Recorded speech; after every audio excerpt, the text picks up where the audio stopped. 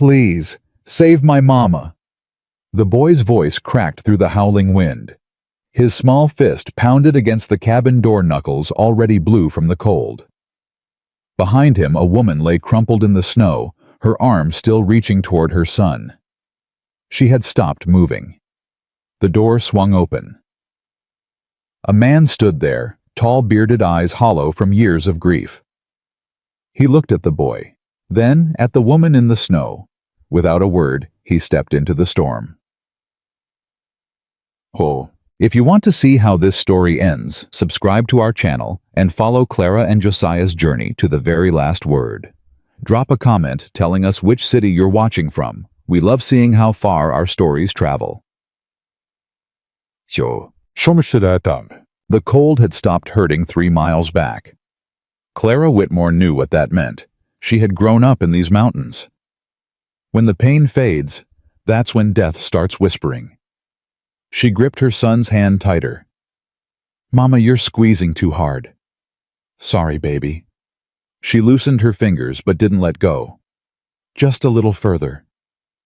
Sam looked up at her. 6 years old, but his eyes carried decades. He had seen too much, understood too much. "You said that before," he whispered. Clara didn't answer. She couldn't. Her left leg had stopped obeying her 20 minutes ago.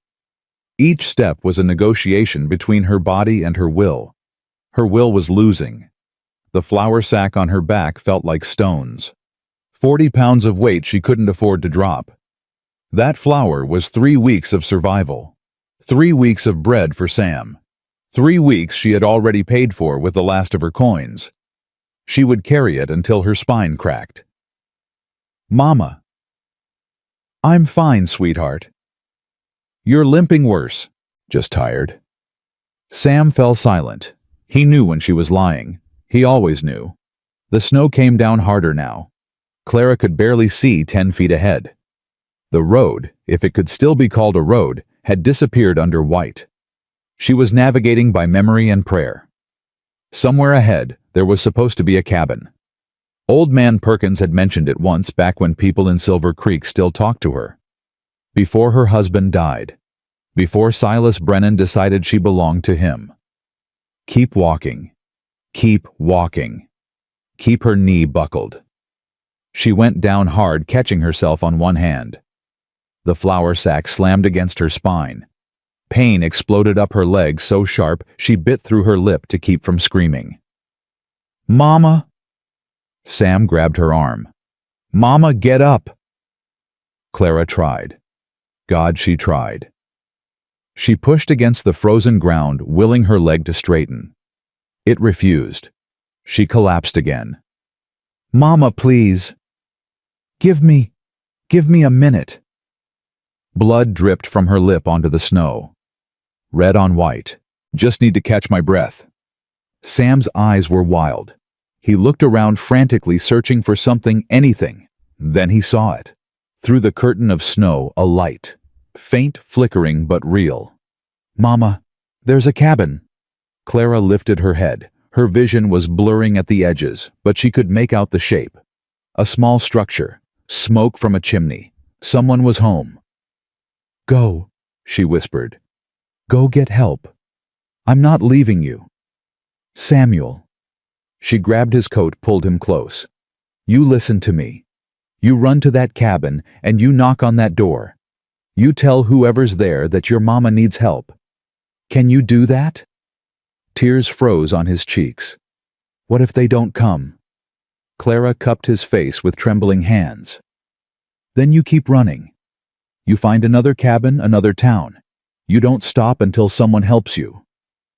Mama, promise me." His voice broke. "I promise. Go. Now." Sam stood. He looked at her one more time, his mother crumpled in the snow like a broken bird. Then he turned and ran. Clara watched him disappear into the white. "Please." She prayed to a God she wasn't sure was listening. "Please let someone be there. Please let them be kind." She closed her eyes. The cold wrapped around her like a shroud. Sam ran faster than he'd ever run in his life. His lungs burned, his legs screamed, but he didn't stop. Couldn't stop. Every second he wasted was a second his mama spent dying in the snow. The cabin grew larger as he approached. It was small, just a single room, probably with a crooked chimney and a door that had seen better days. But light glowed through the window. Someone was inside. Sam reached the door and pounded with both fists. "Help! Please! Help!" Nothing. He pounded again. "Please! My mama's hurt. She can't walk." Still nothing. Panic clawed at his chest. He was about to pound again when the door swung open. A man filled the doorway. Tall, broad-shouldered, dark beard flecked with gray. His face was hard-weathered by wind and time with lines carved deep around his eyes. He wore a faded shirt and suspenders, and in his right hand he held a knife still wet from cleaning. Sam stumbled backward. The man's eyes swept over him. Cold. Assessing. "What do you want, boy?" Sam's voice came out as a squeak. "My mama. She fell in the snow. She can't get up. Please, mister, you gotta help her." The man didn't move. "Where?" "Back there." Sam pointed toward the road. Maybe 200 yards. She was carrying flour, and her leg gave out, and now she won't move, and I don't know what to do." The words tumbled out in a rush, tripping over each other. Sam's whole body was shaking from cold, from fear, from the desperate hope that this stranger wouldn't just close the door.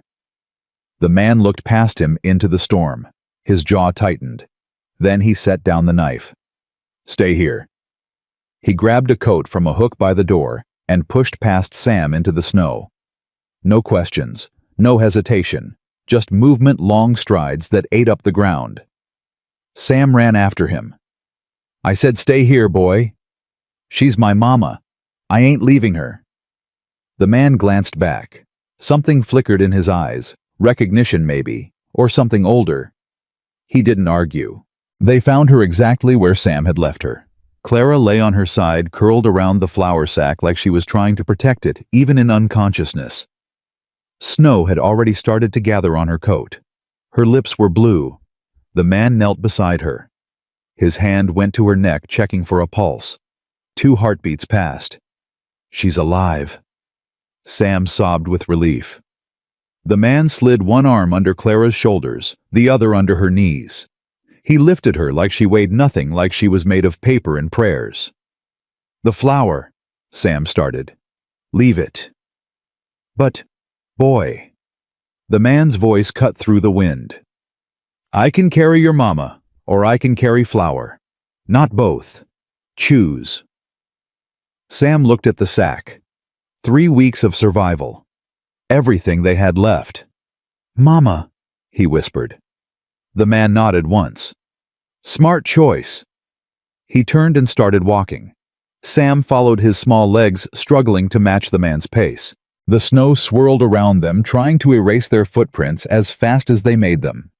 Sam kept his eyes on his mother's face the whole way. Her head rested against the man's chest. Her breathing was shallow, barely visible. But she was breathing. That was enough. The cabin was warmer than anything Sam had felt in weeks. Heat from the fire hit him like a wall. He gasped, suddenly aware of how frozen he had been. His fingers tingled painfully as blood rushed back to them. The man carried Clara to a chair near the hearth and set her down gently. Her head lolled to the side. She didn't wake. "Get that door closed," the man said. Sam obeyed, shoving the door shut against the wind. The sudden silence was almost shocking. The man was already moving. He grabbed blankets from a trunk, draped one over Clara's shoulders, handed another to Sam. "Wrap up. You're half frozen." Sam took the blanket but didn't put it on. "Is she going to be okay?" The man knelt in front of Clara, examining her leg. His hands were rough, calloused, and scarred, but they moved with surprising gentleness. Her ankle swollen bad. Might be broken, might just be sprained. He looked up. She fall hard. Real hard. She was carrying a heavy sack and her knee just gave out. The man grunted. He pressed carefully along Clara's calf, watching her face for signs of pain. Even unconscious, she flinched. "Not broken," he said finally. "But she won't be walking for a while." Sam's chin trembled. "What do we do?" The man stood, walked to the stove and poured hot water from a kettle into a basin. He brought it back to Clara's feet and began unlacing her boot. "We warm her up. We wrap that ankle. We wait." "Wait for what?" "For her to wake up and tell me who's chasing you." Sam went still. "What?" The man didn't look up. "You heard me, boy. Woman carrying a child through a blizzard, hauling flour she could barely lift, wearing boots that ain't fit for summer, let alone winter. She ain't out for a stroll." He pulled off Clara's boot with careful precision. "Someone's after you. So who is it?" Sam's heart pounded. He thought about lying. His mama had taught him to lie when necessary to protect them to survive. But something about this man made lying feel impossible. "A man named Silas Brennan." The man's hands paused, just for a moment. Then he continued wrapping Clara's ankle with a strip of cloth. "The mine owner." "You know him?" "I know of him." The man's voice was flat. "Everyone in these mountains knows of Silas Brennan. He wants our land. He took it after my pa died, but my mama got the deed back. The real one that proves it's ours." Sam's voice cracked. "Now he's hunting us." The man finished wrapping the ankle and stood. He looked at Sam for a long moment, really looked like he was seeing past the child to something deeper. "What's your name, boy?" "Samuel Whitmore." "Sam." "Your mama?" "Clara. Clara Whitmore." The man nodded slowly. He walked to the fire and added another log, sending sparks spiraling up the chimney. "I'm Josiah," he said without turning around. "Josiah Cole." Sam waited for more. Nothing came. "Are you going to help us, Mr. Cole?" Josiah poked at the fire. The flames reflected in his eyes, dancing like old memories. "We'll see." Clara woke to warmth and pain. The warmth was unexpected. She had been so cold for so long that she'd forgotten what heat felt like. It wrapped around her like a mother's arms, seeping into her bones, thawing the ice that had settled in her blood. The pain was familiar. Her ankle screamed with every heartbeat. Her back ached from the flour sack. Her lip throbbed where she'd bitten through it. She was alive. That was unexpected, too. Clara opened her eyes slowly. The ceiling above her was rough pine stained dark with years of smoke. A fire crackled somewhere to her left. The smell of wood smoke and something else coffee filled the air. She turned her head. Sam sat on a sheepskin rug near the hearth, wrapped in a blanket twice his size. He was eating something from a tin plate, shoveling food into his mouth like he hadn't eaten in days. He probably hadn't. Not properly. "Sam." His head snapped up. "Mama." He scrambled to his feet and threw himself at her, wrapping his arms around her neck. Clara winced as the movement jostled her ankle, but she pulled him close anyway. "You're okay," she breathed. "You're okay." "I found help, Mama, just like you said." Sam pulled back his face, streaked with dried tears. "Mr. Cole carried you all the way here. He fixed your leg and everything." Clara looked past her son. A man stood by the window watching them, tall, dark-haired, with a beard that needed trimming and eyes that had seen too much. He held a cup of coffee in one hand and a rifle in the other. Their eyes met. Clara felt something shift in her chest. Not fear exactly, though there was plenty of that. Something else. Recognition, maybe, like looking into a mirror that showed not her face, but her soul. This man knew loss. She could see it in the set of his shoulders, the hollowness behind his gaze. He had carried grief until it became part of him, woven into his bones like marrow. She knew that look. She wore it herself. "Thank you," she said quietly, "for saving us." Josiah shrugged. "Wasn't going to leave you to freeze." "Most would have." His jaw tightened. "I ain't most." Clara tried to sit up. Pain lanced through her ankle, and she gasped, falling back against the chair. Easy. Josiah set down his rifle and crossed the room. He moved with the careful grace of a man used to handling fragile things or dangerous ones. You ain't walking for a few days at least, maybe longer. I don't have a few days. You do now. She shook her head. You don't understand. There are men looking for us. If they find us here... Brennan's men? Clara froze. How do you know that name? Your boy told me. Josiah crouched beside her chair, his eyes level with hers. He told me about the land, the deed, all of it. Clara's gaze snapped to Sam. Samuel. He needed to know Mama. He's helping us. You don't know that. You don't know anything about him. I know he saved you. Clara looked back at Josiah. The man hadn't flinched, hadn't bristled at being discussed like he wasn't in the room. He just watched. Waited. Why? She asked finally.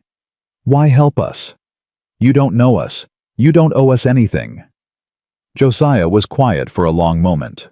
The fire crackled and popped, filling the silence. I had a boy once, he said softly.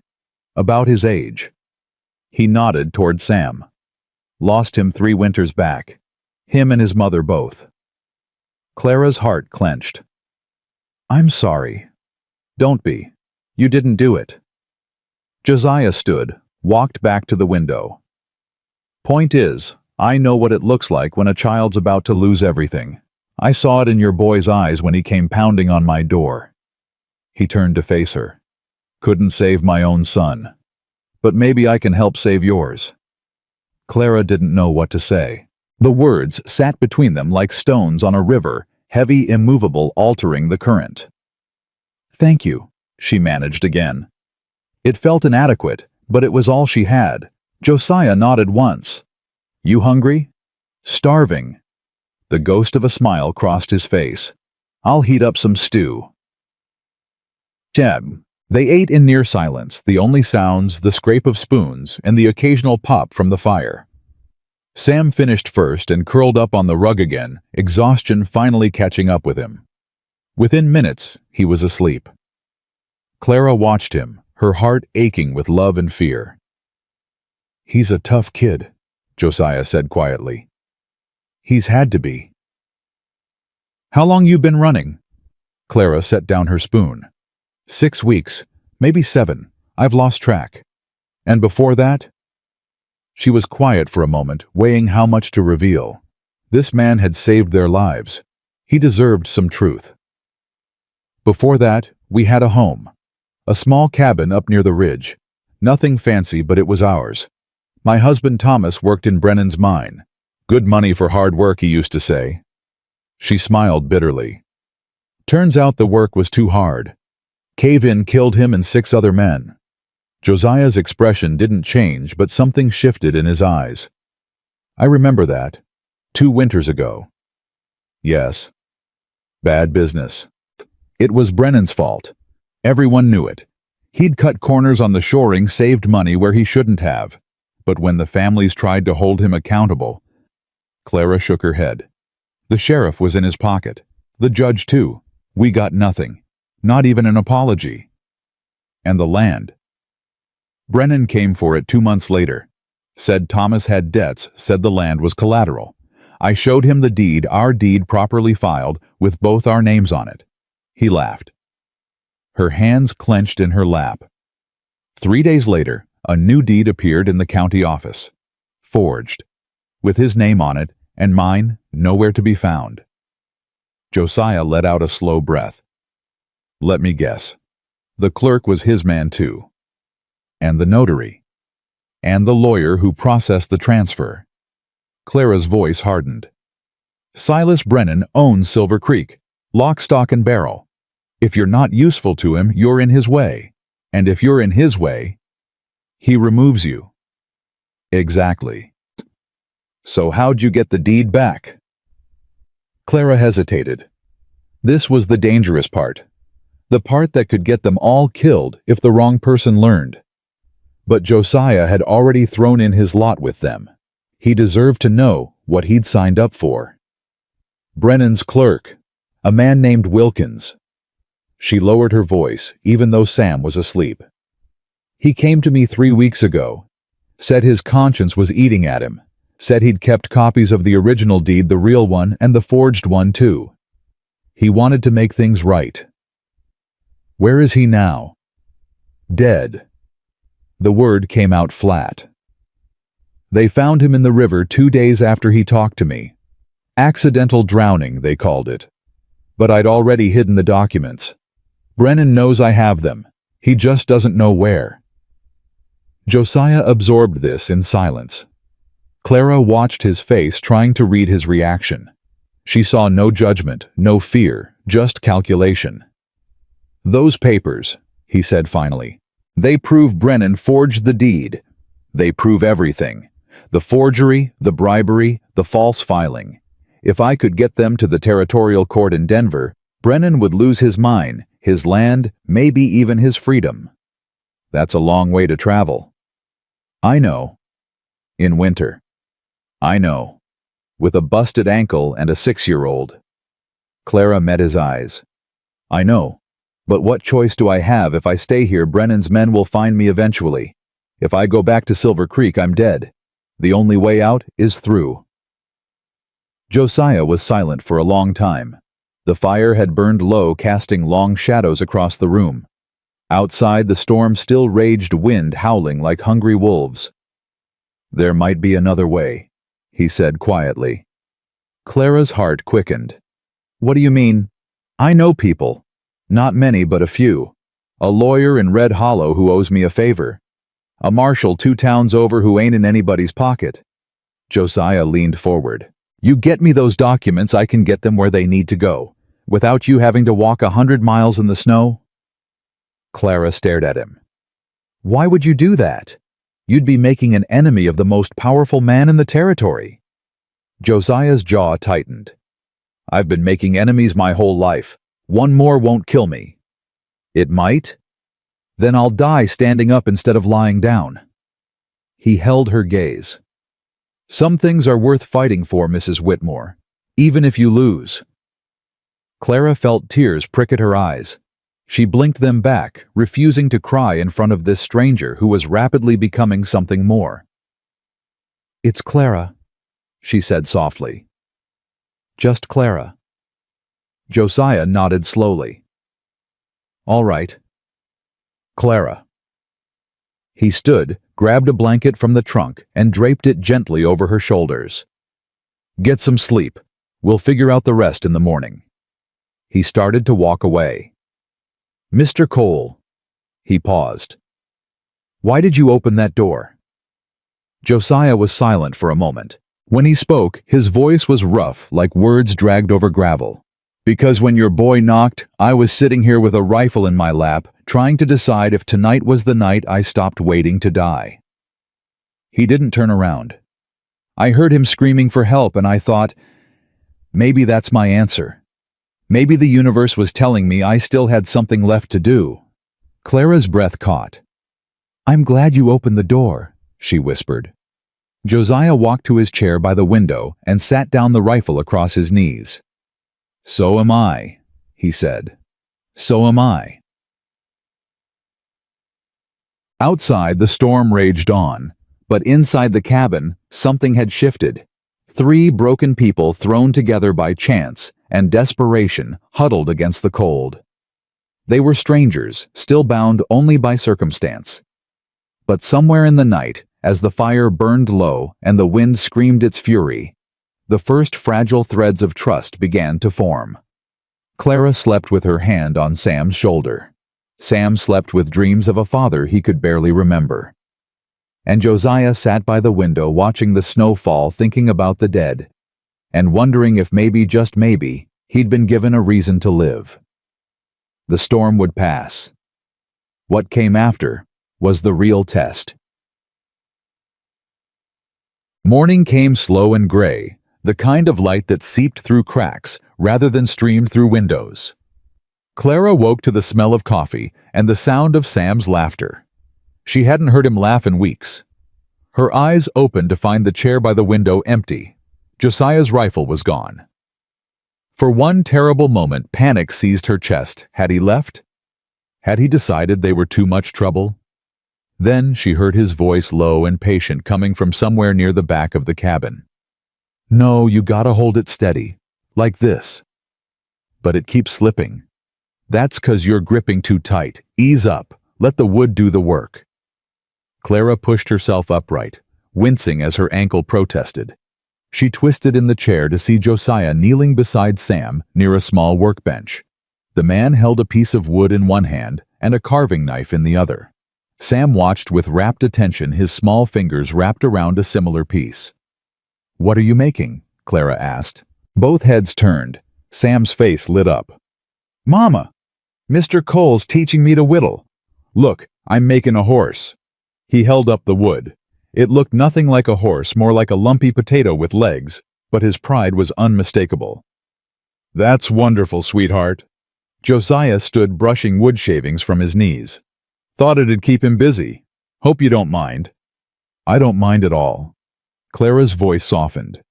"Thank you." He nodded once, the way he seemed to do everything minimal efficient, as if words were currency he couldn't afford to spend. He crossed to the stove and poured coffee into a tin cup. "How's the ankle?" "Hurts." "Good." Clara blinked. "Good? Means it ain't dead." He brought her the coffee, steam curling from its surface. "Drink this. You need your strength." She took the cup, their fingers brushing briefly. His hands were warm despite the cold. "Storm's dying down," Josiah said, moving to the window. "Should clear by afternoon. And then—" He was quiet for a moment. "Then we figure out our next move." Sam had returned to his whittling tongue poking out in concentration. Clara watched him, her heart aching. "He's taken to you," she said quietly. Josiah didn't turn from the window. "He's a good kid. Just needs someone to show him things." His father used to show him things, before. The words hung in the air like smoke. Josiah's shoulders tensed, almost imperceptibly. "What was he like, your husband?" Clara sipped her coffee, buying time. No one had asked her about Thomas in months. People in Silver Creek had stopped saying his name after Brennan made it clear that sympathy for the Whitmore widow was bad for business. "He was kind," she said finally. "Gentle. The kind of man who'd give his last dollar to a stranger and then work double shifts to make up for it." She smiled sadly. "He wasn't a fighter. That was always his problem. He believed people were basically good, that if you just worked hard and kept your head down, everything would work out." "And you believe that?" "I used to." Clara's grip tightened on the cup. "Now I believe you have to fight for what's yours or someone stronger will take it." Josiah turned to look at her. Something passed between them, an understanding that went deeper than words. "Your boy," he said slowly. "He's got more of you in him than his father, I reckon." "Is that a compliment?" "It's an observation." Josiah's gaze drifted to Sam. "Kid ran through a blizzard to save you. Didn't hesitate, didn't cry, just did what needed doing. That's not gentleness. That's steel." Clara felt tears threatening again. She blinked them back. "He's had to grow up fast." "Most of us do, one way or another." The morning stretched on quiet and strangely comfortable. Clara dozed in her chair while Sam continued his whittling lesson. She woke to find him sitting cross-legged on the floor beside her, the wooden horse, now slightly more horse-shaped, clutched in his hands. "Mama, can I ask you something?" "Of course, baby." Sam's voice dropped to a whisper. "Does Mr. Cole have a family?" Clara hesitated. She thought of what Josiah had told her the night before, the wife and son he'd lost, the grief that had driven him to solitude. "He used to," she said carefully. "But they're gone now." "Gone where?" "To heaven, sweetheart." Sam was quiet for a moment. His fingers traced the rough edges of his wooden horse. "Is that why he's so sad?" Clara's heart clenched. "You think he's sad?" "I can tell. He's like you, Mama. He smiles sometimes, but his eyes don't smile. Not really.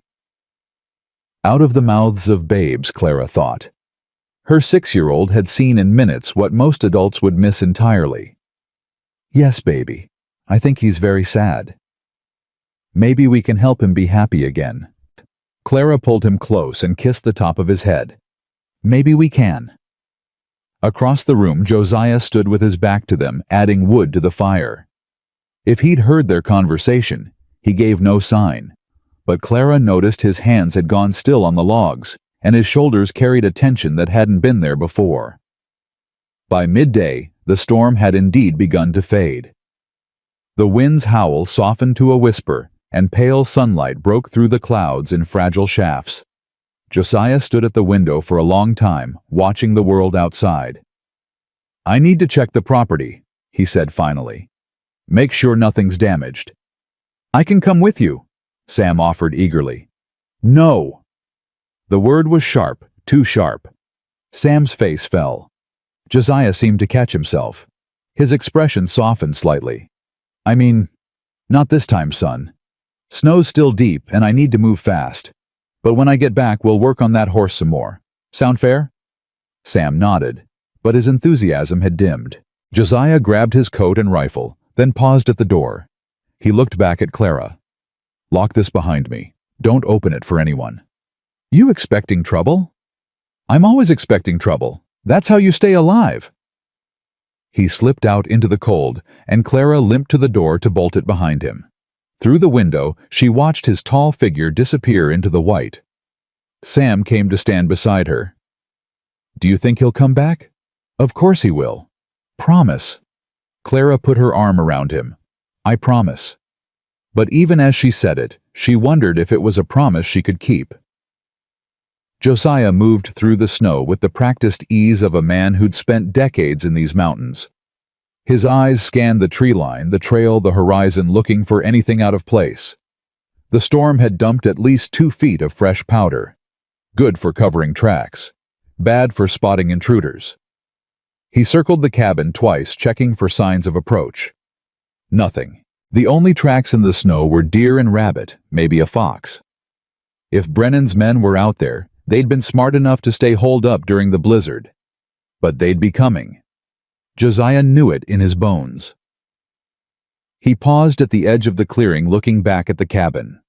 Smoke curled from the chimney, and he could see Clara's silhouette through the window, Sam's smaller form beside her. Something stirred in his chest. Something he'd thought long dead. He remembered another cabin, another window, another woman watching for him to come home. Mary had always stood at that window, their son Daniel in her arms, waving as Josiah rode up the path. It had been their ritual, their small piece of joy in a hard world. Then the fever came. Daniel went first. 3 days of burning, thrashing, crying for his papa to make it stop. Josiah had held him through it all, had promised him everything would be okay, had lied through his teeth until the boy's breath finally stopped. Mary lasted a week longer. Long enough to bury their son. Long enough to tell Josiah it wasn't his fault. Long enough to make him promise he wouldn't give up. He'd broken that promise 100 times in the years since. Every night he'd sat alone in that cabin, rifle in his lap, thinking about how easy it would be to end the pain. But he'd never done it. And now he knew why. The universe, it seemed, had other plans. Josiah shook off the memories and turned his attention back to the task at hand. He followed the trail down to where he'd found Clara the night before. The flour sack was still there, half buried in snow. He dug it out, surprised to find it mostly intact. Only a small tear at one seam, easily mended. He hoisted it onto his shoulder and started back toward the cabin. Halfway there, he stopped. Something was wrong. He couldn't say what exactly, a feeling, an instinct honed by years of living on the edge. The forest was too quiet. The birds had stopped singing. Josiah set down the flour sack and unslung his rifle. He moved to the cover of a large pine and waited, barely breathing. A minute passed. 2. Then he heard it, the faint crunch of snow under boots. Not an animal. Too heavy, too rhythmic. Human. Josiah's finger found the trigger. He watched the tree line patient as death. A figure emerged from the woods.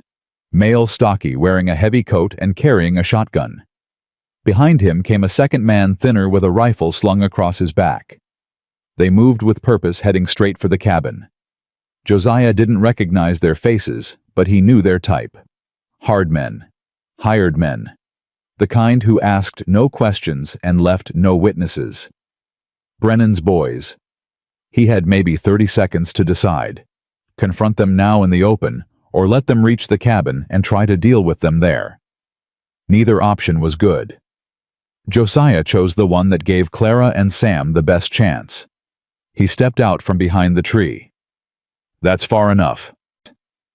Both men froze. The stocky one's hand twitched toward his shotgun. "Don't!" Josiah warned. "My rifle's already aimed.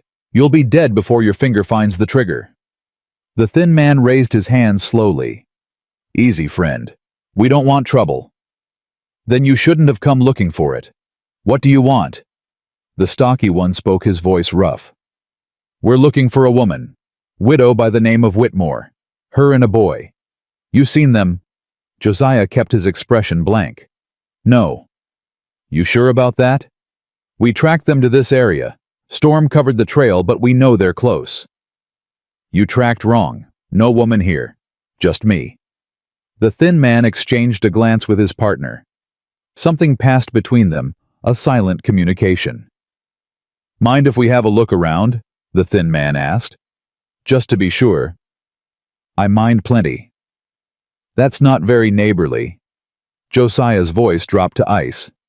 "I ain't your neighbor, and if you take one more step toward that cabin, I'll put a hole in you big enough to see through." The stocky one's face twisted. "You know who we work for?"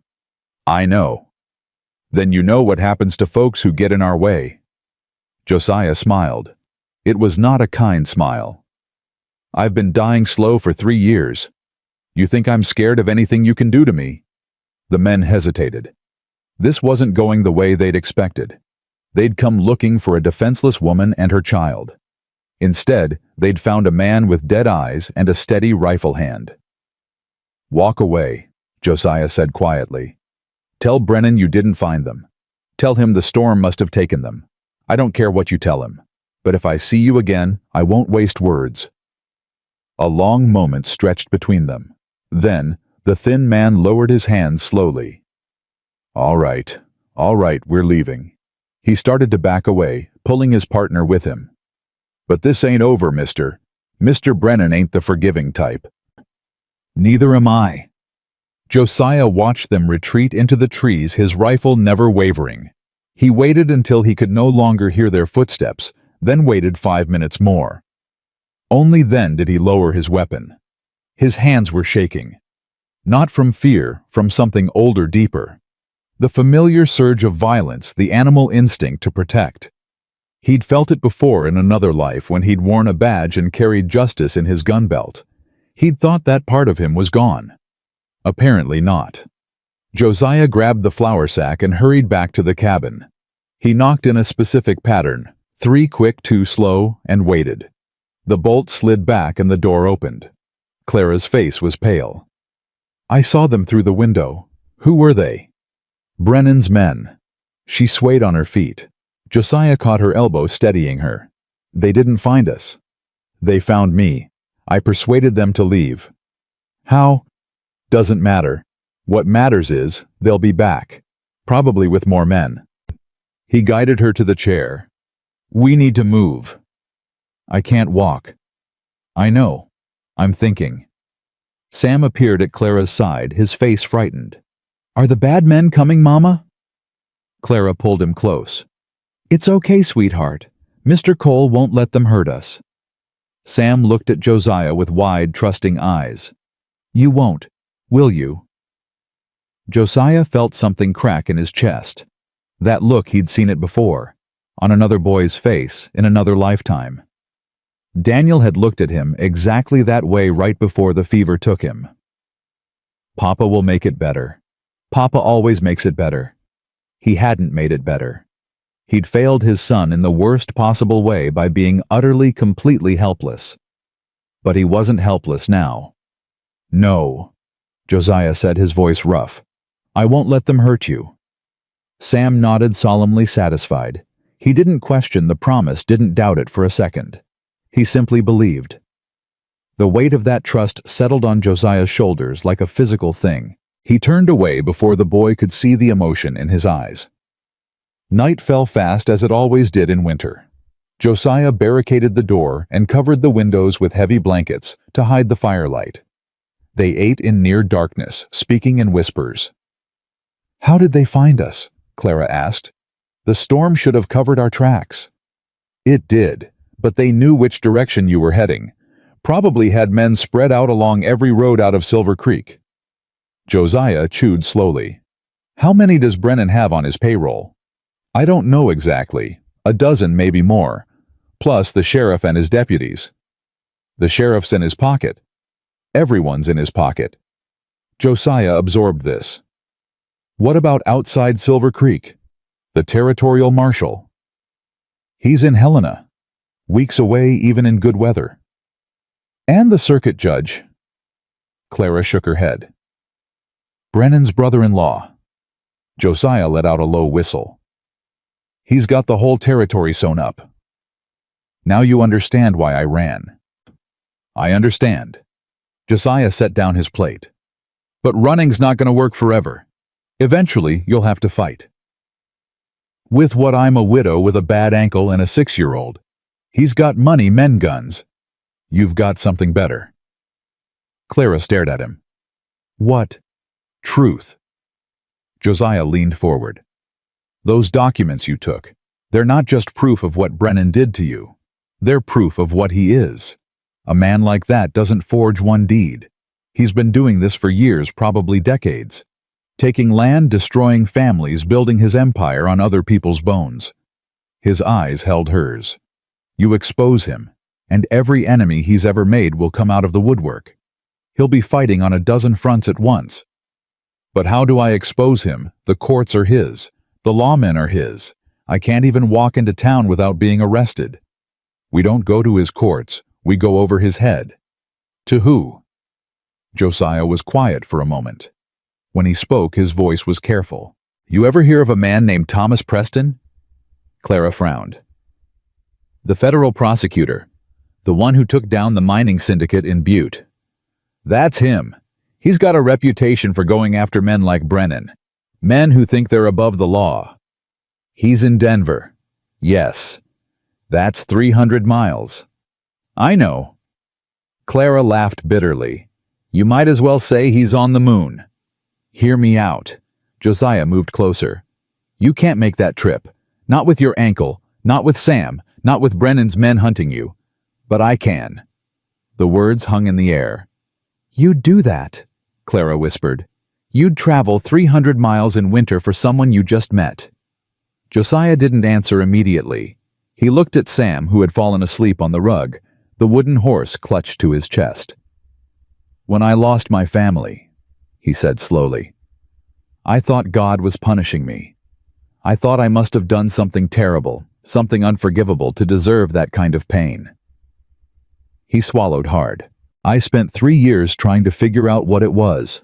3 years of drinking, fighting, pushing away everyone who tried to help. 3 years of wishing I'd died with them." Clara reached out and touched his hand. He flinched, but didn't pull away. "And then you two showed up." Josiah's voice cracked. "A woman and a boy running for their lives, pounding on my door in a blizzard. And I thought, maybe this is it. Maybe this is what I've been waiting for. A chance to make things right. You can't make things right by dying for us." "I'm not planning to die." A ghost of a smile crossed his face. "But if I do, at least it'll be for something that matters." Clara's eyes filled with tears. "Josiah." He pulled his hand away gently. "Get some sleep. We'll talk more in the morning." He moved to his chair by the window and sat down, rifle across his knees. Outside, the night was silent and still. No movement, no sound. Just the vast frozen darkness. Clara watched him for a long time before closing her eyes. In the night, she dreamed of Thomas, not as he'd been at the end pale and broken in the mine's cold earth, but as he'd been in life, laughing, dancing with her in their small cabin, spinning her around until she was dizzy with joy. "Be brave, Clara," he whispered in the dream. "I didn't die so you could give up." She woke with tears on her cheeks and the first light of dawn creeping through the blankets over the windows. Josiah was already awake, adding wood to the fire. "Bad dreams?" he asked without turning. "Just dreams." She wiped her face. "You? I don't dream anymore."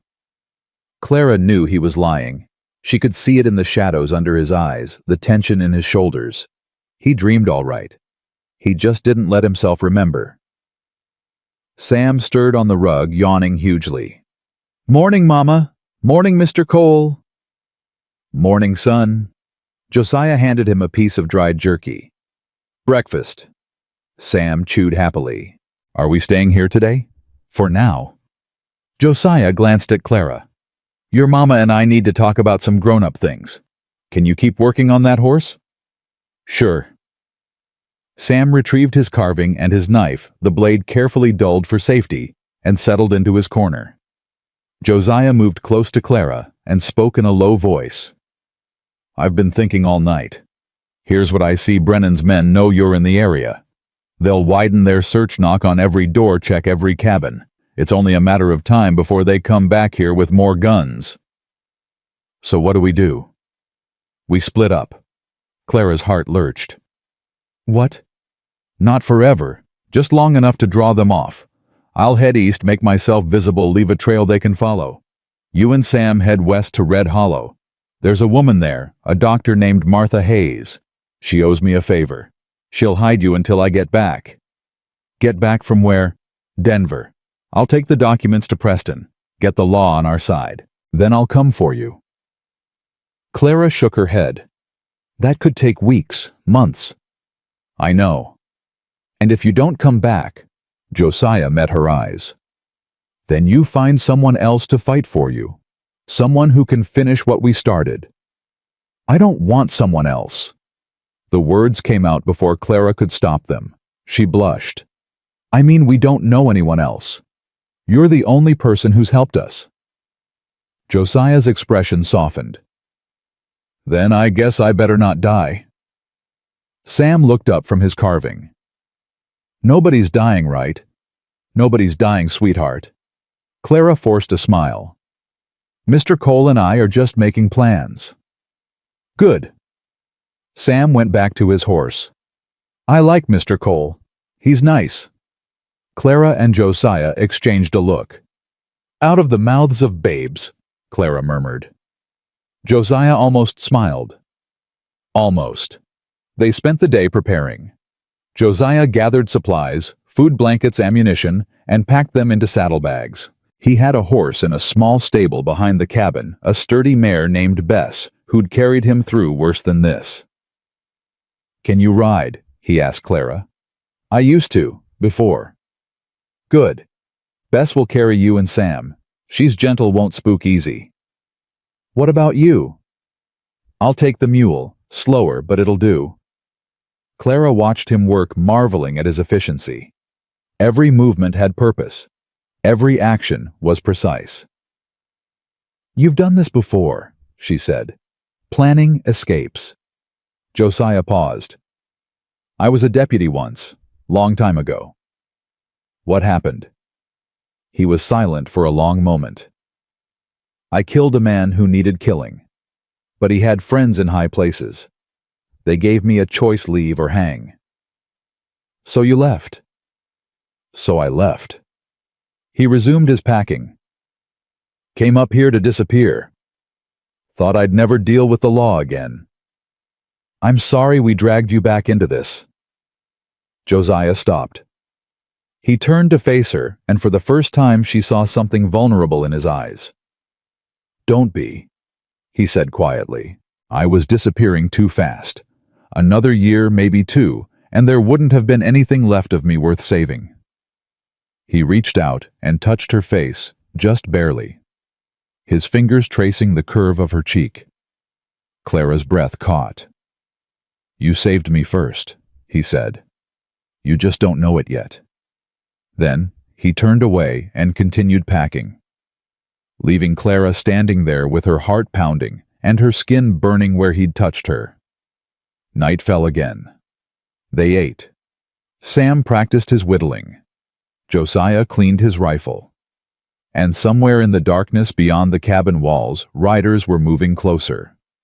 Neither of them slept much that night. Clara lay on the pallet Josiah had made for her, listening to every creak, every groan of wind, every shifting shadow. Her ankle throbbed, her mind raced. 300 miles, weeks of waiting, an uncertain future with a dangerous man hunting her. But somehow, impossibly, she felt something she hadn't felt in months. Hope. She turned her head to look at Josiah still sitting by the window, still watching the darkness. "Thank you," she whispered. He didn't turn, but she saw his shoulders relax slightly. "Get some rest, Clara. Tomorrow's going to be a long day." She closed her eyes, and for the first time since Thomas died, she slept without dreaming of loss.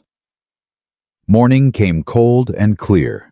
The storm had passed completely, leaving behind a world of blinding white. Josiah was up before dawn, saddling Bess and loading the mule. Sam was beside himself with excitement. "Are we really going on an adventure, Mama?" "Something like that, sweetheart." "Will Mr. Cole come with us?" Clara hesitated. "For a little while. Then he has to go do something important." "Will he come back?" Clara looked at Josiah, who had paused in his work to listen. "Yes," she said loud enough for him to hear. "He'll come back." Josiah met her eyes across the clearing. "Count on it," he said. They set out as the sun crested the eastern peaks. Clara rode Bess Sam tucked in front of her, wrapped in blankets. Her ankle protested every jostle, but she gritted her teeth and said nothing. Josiah led the way on the mule rifle ready. They traveled in silence for the first hour, following a narrow path through dense pines. The snow was deep, but not impassable. Bess picked her way carefully, sure-footed and calm. Then Josiah stopped. He held up a hand. Clara reined in, Bess heart pounding. "What is it?" Josiah pointed. Ahead, where the trail curved around a rocky outcrop, smoke rose into the pale morning sky. Someone was waiting for them. Josiah's hand moved to his rifle. He didn't raise it, not yet, but his fingers curled around the stock with familiar ease. "Stay here," he said quietly. "Josiah, stay here. Clara, keep Sam quiet." He dismounted and moved forward on foot, using the trees for cover. The smoke curled lazily into the morning sky, too controlled for a wildfire, too large for a traveler's cookfire. Someone had made camp. And they'd made it right in the middle of the only trail to Red Hollow. Josiah crept closer, his boots silent in the snow. He could hear voices now, low and rough, punctuated by occasional laughter. Men's voices. More than two. He reached the edge of the tree line and peered through the branches. 4 men sat around a fire, rifles propped against nearby rocks. Their horses were tied to a fallen log, steam rising from their nostrils in the cold air. One of the men was poking at something in a skillet, while the others passed a flask between them. Josiah recognized 2 of them from the day before, the stocky one and the thin one who'd come to his cabin. The other 2 were new, but they had the same look. Hard, paid, dangerous. They were blocking the trail on purpose. Josiah backed away slowly, returning to where Clara waited with Sam. 4 men, he said, keeping his voice low. Same ones from before, plus 2 more. They're set up right across the path. Clara's face went pale. They knew we'd come this way. Looks like it. Josiah's jaw tightened. Brennan's smarter than I gave him credit for. He's got men on every route out of the mountains. So what do we do? Josiah looked at the terrain around them. Steep slopes on either side, dense forest, deep snow. Going around would take hours, maybe days, and there was no guarantee they wouldn't run into more men. We can't go around, he said finally. And we can't go back. Then we go through. Josiah stared at her. You're serious. Do we have a choice? He wanted to argue. He wanted to tell her it was too dangerous that she should take Sam and hide while he dealt with the men alone. But he saw the steel in her eyes, the same steel he'd seen in her son. She wasn't asking permission. She was stating fact. All right, he said slowly. But we do this my way. You stay back with Sam until I give the signal. If things go wrong, you ride hard for Red Hollow. Don't stop. Don't look back. And leave you behind. If that's what it takes. Clara's voice hardened. I won't do that. Clara. I said no. She leaned forward, her eyes blazing. I've already lost one man I cared about. I'm not losing another. The words hung between them, heavy with meaning. Neither was ready to examine. Josiah looked away first. Fine. But you stay back until I call for you. Understood? She nodded tightly. Josiah turned to Sam, who had been listening with wide eyes. Hey, partner. I need you to do something important. What? I need you to be brave. Can you do that? Sam swallowed hard, then nodded. I can be brave. Good man. Josiah put a hand on his shoulder. Whatever happens, you stay with your mama. You keep her safe. That's your job now. I will, Mr. Cole. I know you will. Josiah squeezed the boy's shoulder once, then turned and started toward the camp. He didn't look back. The men around the fire were still laughing when Josiah stepped out of the trees. Morning, gentlemen. 4 heads snapped around. 4 hands reached for weapons. Easy. Josiah said, his rifle already leveled. I just want to talk. The stocky one, the one who'd done most of the talking at the cabin, slowly lowered his hand from his pistol. Well, well, the hermit from the mountains. He grinned, showing yellow teeth. We were just talking about you. I'm flattered. Mr. Brennan's real curious about you. Says anyone who'd shelter that woman must be either stupid or suicidal. The stocky man tilted his head. Which is it? Neither. I just don't like being told what to do. One of the new men, a tall fellow with a scar across his cheek, stood slowly. You're outnumbered, friend, 4 to 1. I can count. Then you know how this ends. I know how you think it ends. Josiah's voice was calm, almost casual. But here's the thing. I've been in more gunfights than I can remember, killed more men than I care to count. And I've noticed something interesting. Yeah. What's that? The first man to move is always the first man to die. Silence. The 4 men exchanged glances. The stocky one licked his lips nervously. Look, he said, his tone shifting. We don't have a quarrel with you. We just want the woman and the kid. Hand them over and you can walk away. No. Be reasonable. I said no. Josiah's finger tightened on the trigger. Now here's what's going to happen. You're going to get on your horses and ride back to Silver Creek. You're going to tell Brennan that the widow and her son are under my protection, and if he sends more men, I'll send them back in pieces. The scarred man laughed. You're bluffing. Try me. Another long silence. The fire crackled and popped. Then the thin man from before, the one who'd seemed smarter than the rest, spoke up. Boys, maybe we should think about this. Shut up, Hicks, the stocky one snapped. I'm just saying Mr. Brennan didn't pay us enough to die. This fella's got nothing to lose. Look at his eyes. He means every word. I said shut up. But the damage was done. Doubt had crept into the group, spreading like frost on glass. Josiah saw his opening. Your friend's got sense, he said. Listen to him. Walk away while you still can. The stocky man's face reddened. His hand twitched toward his gun. Don't, Josiah warned. You think you can take all 4 of us. I think I can take you before you clear leather, and I think your friends will spend the rest of their lives wondering if they're next. For a long, terrible moment, no one moved. Then the thin man Hicks raised his hands. I'm out, he said. This ain't worth dying for. He walked to his horse, mounted up, and rode away without looking back. The scarred man hesitated, then followed. That left to the stocky one and another man who hadn't spoken at all. "Last chance," Josiah said quietly. The stocky man's face twisted with rage. For a second, Josiah was sure he was going to draw. His muscles tensed, ready to fire. But then the silent man grabbed his partner's arm. "Marcus, let it go. He's making fools of us. He's giving us our lives. Take the gift." Marcus glared at Josiah with pure hatred. "This ain't over, hermit. Mr. Brennan don't forget. Neither do I." The two men mounted their horses and rode away, disappearing into the trees. Josiah stood alone by the fire, his rifle still raised until he could no longer hear hoofbeats. Then slowly he lowered the weapon. His hands were shaking. He took a deep breath, steadying himself, then turned and waved toward the tree line. Clara emerged on horseback, Sam clinging to her. "They're gone," she asked, her voice trembling. "For now." She looked at him with something like awe. "You faced down 4 armed men by yourself. I've done it before.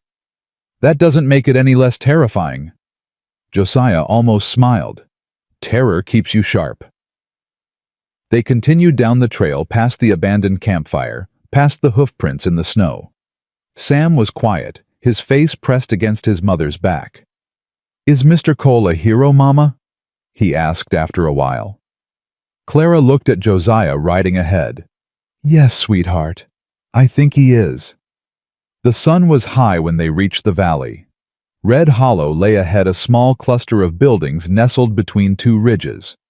Smoke rose from chimneys. People moved in the streets. Civilization. Josiah reined in his mule at the edge of town. "Martha Hayes lives on the far end," he said. "Small house with a red door. She'll take care of you. You're not coming. I can't be seen with you. Brennan's got eyes everywhere. If people know you're connected to me, it puts a target on your back." Clara's face fell. "So this is goodbye? For now." Josiah hesitated, then reached into his saddlebag. He pulled out a small leather pouch and handed it to her. "There's money in there. Enough for a few weeks at least. Give the documents to Martha, she'll know how to keep them safe." Clara took the pouch, her fingers brushing his. "Josiah." "Don't." His voice was rough. "Don't say anything that'll make this harder." "I have to say something. You saved our lives, more than once. How do I just let you ride away?" Josiah looked at her for a long moment. Her hair was tangled. Her face was pale. Her dress was torn and stained. She'd been through hell and kept walking. She was the strongest person he'd ever met. "You let me ride away," he said quietly, "by believing I'll come back." Tears spilled down Clara's cheeks. "Promise me." "I promise." He reached out and cupped her face with one hand, a mirror of that moment in the cabin, but different now. Heavier. More real. "Wait for me, Clara Whitmore. I'll find you." She nodded, unable to speak. Josiah turned to Sam. "Take care of your mama, partner." "I will." Sam's voice was thick. But you're coming back, right?" "Wild horses couldn't stop me." He tousled the boy's hair one last time, then kicked his mule into motion. He didn't look back. Couldn't look back because he knew if he did, he'd never leave. Clara watched him until he disappeared over the ridge. "Come on, sweetheart," she said softly. "Let's find that red door." Martha Hayes was exactly what Josiah had described, a weathered woman in her 60s, with steel-gray hair and eyes that missed nothing. She took one look at Clara, and Sam asked no questions, and ushered them inside.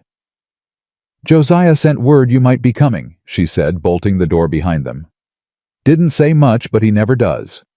"You know him well," Martha snorted. "Well as anyone knows Josiah Cole, which is to say not very.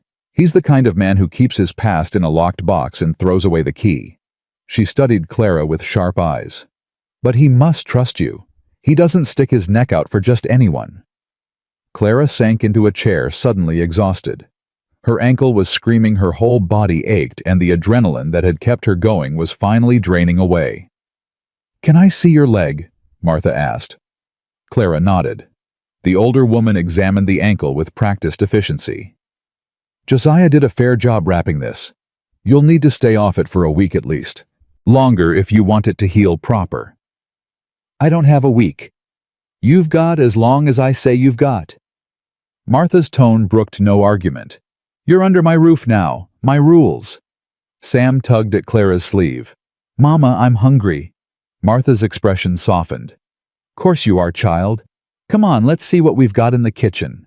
She led Sam away, leaving Clara alone with her thoughts. The house was small but clean, filled with the smell of dried herbs and wood smoke. Medical books lined the shelves. A faded photograph hung on the wall, a young couple smiling their whole lives ahead of them. Clara closed her eyes. "Wait for me." The words echoed in her mind like a prayer. Days passed. Clara's ankle slowly improved. Sam found a stray cat behind Martha's house and adopted it with the fierce devotion only a child could muster. Martha proved to be a formidable guardian. She fed them, sheltered them, and turned away anyone who came asking questions with a glare that could curdle milk. But there was no word from Josiah. Clara tried not to worry. Denver was far. The journey would take time, especially in winter. There were 100 reasons for silence, none of them necessarily bad. But every night she lay awake listening to the wind, wondering if he was alive. 1 week became 2. 2 became 3. Sam stopped asking when Mr. Cole would come back. He'd learned that the question only made his mother cry. Then on a cold evening in the 3rd week, a knock came at the door. Martha answered it, her hand on the pistol she kept in her apron pocket. A man stood on the threshold. Tall, thin, dressed in expensive clothes that looked out of place in Red Hollow. "Good evening, ma'am. I'm looking for a woman named Clara Whitmore. I was told she might be here." Martha's face was stone. "Never heard of her." "Are you certain it's very important that I find her? I have news about a mutual friend." "I said I never heard of her. Now get off my property before I—" "Martha!" Clara appeared behind the older woman, her heart pounding. "Who are you?" The man smiled. It wasn't a kind smile. "My name is Vincent Cross. I work for Silas Brennan." Clara's blood turned to ice. "Before you panic," Cross continued smoothly, "I should tell you that I'm not here to harm you. Quite the opposite, in fact. I have a message from Mr. Brennan. I don't want to hear anything from that murderer, even if it concerns the life of Josiah Cole." Clara's heart stopped. "What?" Cross reached into his coat, slowly, deliberately, and pulled out a piece of paper. "Mr. Cole was captured 3 days ago, approximately 20 miles from Denver. He's currently being held at Mr. Brennan's mining camp. Mr. Brennan has authorized me to make you an offer." Martha stepped forward. "Don't listen to him, Clara. It's a trap." "Perhaps," Cross acknowledged. "But the offer is genuine. Return the stolen documents and Mr. Cole goes free. Refuse and—" He shrugged elegantly. "Well, Mr. Brennan is not known for his patience." Clara's hands trembled. The documents. Everything Josiah had fought for. Everything they'd risked their lives to protect. How do I know he's even alive? Cross reached into his coat again and produced a second item, a small carved wooden horse. Sam's horse, the one Josiah had been teaching him to make. "Mr. Cole asked me to give this to you as proof. He said you'd understand." Clara took the horse with shaking fingers. She remembered Josiah's hands guiding Sam's, his patient voice, his rare fleeting smiles. "What guarantee do I have that you'll release him?" "None whatsoever." Cross's smile widened. "But you don't have a choice, do you? Without those documents, you have no leverage. With them, you might save a man's life. And if I give you the documents, Brennan will just come for us anyway." "Possibly. But at least Mr. Cole will be alive." Cross tilted his head. "The choice is yours, Mrs. Whitmore. I'll return tomorrow morning for your answer." He tipped his hat and walked away, disappearing into the darkness. Martha slammed the door behind him. "You can't do this, Clara. The moment you hand over those papers, you're dead. All of you." "I know." "Then, I know." Clara's voice cracked. "But I can't let him die. Not for me. Not when I can stop it. He wouldn't want you to sacrifice everything." "That's exactly what he'd want." Tears streamed down her face. "He's already sacrificed everything for us. How can I do any less for him?"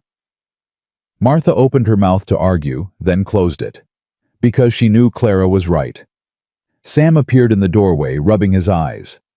"Mama, what's wrong?" Clara gathered him into her arms, holding him tight. "Nothing, sweetheart. Go back to sleep." "I heard shouting." "Just a visitor. Nothing to worry about."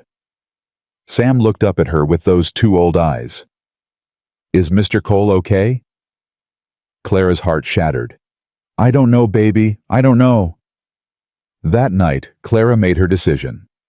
She wrote a letter to Thomas Preston in Denver, explaining everything: Brennan's crimes, the forged deed, the witnesses who could testify against him. She gave it to Martha with instructions to send it if she didn't return. Then she retrieved the documents from their hiding place. "You're really going to do this?" Martha said. "I have to. Brennan will kill you both the moment he has what he wants." "Maybe."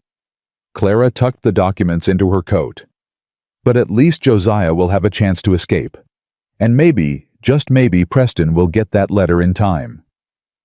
Martha shook her head slowly. "You're either the bravest woman I've ever met, or the most foolish. Probably both." At dawn, Clara met Vincent Cross at the edge of town. She left Sam with Martha despite his tearful protests. "Mama, don't go. Please don't go." "I have to, sweetheart. But I'll come back. I promise." "That's what Mr. Cole said." Clara's heart broke all over again. "I know, baby. But this time we're both coming back. Together." She kissed him one last time, then turned and walked away. Cross was waiting with 2 horses. "A wise decision, Mrs. Whitmore. Just take me to Josiah." "All in good time." He gestured to one of the horses. "It's a long ride. I suggest you make yourself comfortable." Clara mounted up her ankle, protesting fiercely. As they rode away from Red Hollow, she looked back one last time. Sam stood in Martha's doorway, watching her go. He raised one small hand in farewell. Clara raised hers in return. Then she turned her face forward and rode toward whatever fate awaited her. The mining camp was exactly what Clara had expected, a sprawling complex of tents and wooden structures surrounded by armed men and the constant noise of industry. Smoke belched from chimneys. Ore carts rattled along narrow tracks. Workers moved like ghosts, their faces gaunt and hollow. This was Brennan's empire, built on blood and suffering. Cross led her to a large building at the center of the camp, the only structure with glass windows and a proper roof. "Mr. Brennan is expecting you," he said, dismounting. Clara followed him inside. The interior was lavish, a stark contrast to the squalor outside. Fine carpets, mahogany furniture, crystal decanters filled with amber liquid. A fire blazed in an enormous hearth, and there, seated behind a massive desk, was Silas Brennan. He was smaller than Clara had imagined. Slight, almost delicate, with thinning hair and wire-rimmed spectacles. He looked more like a banker than a tyrant. But his eyes were cold and dead like stones at the bottom of a frozen river. "Mrs. Whitmore." He rose, spreading his arms in mock welcome. "How delightful to finally meet you." "Where is he?" Brennan tisked. "No pleasantries, no polite conversation. I must say I expected better manners from a woman of your breeding. Where is he?" Brennan's smile didn't waver. "All in good time, my dear. First, the documents." Clara pulled the papers from her coat and held them up.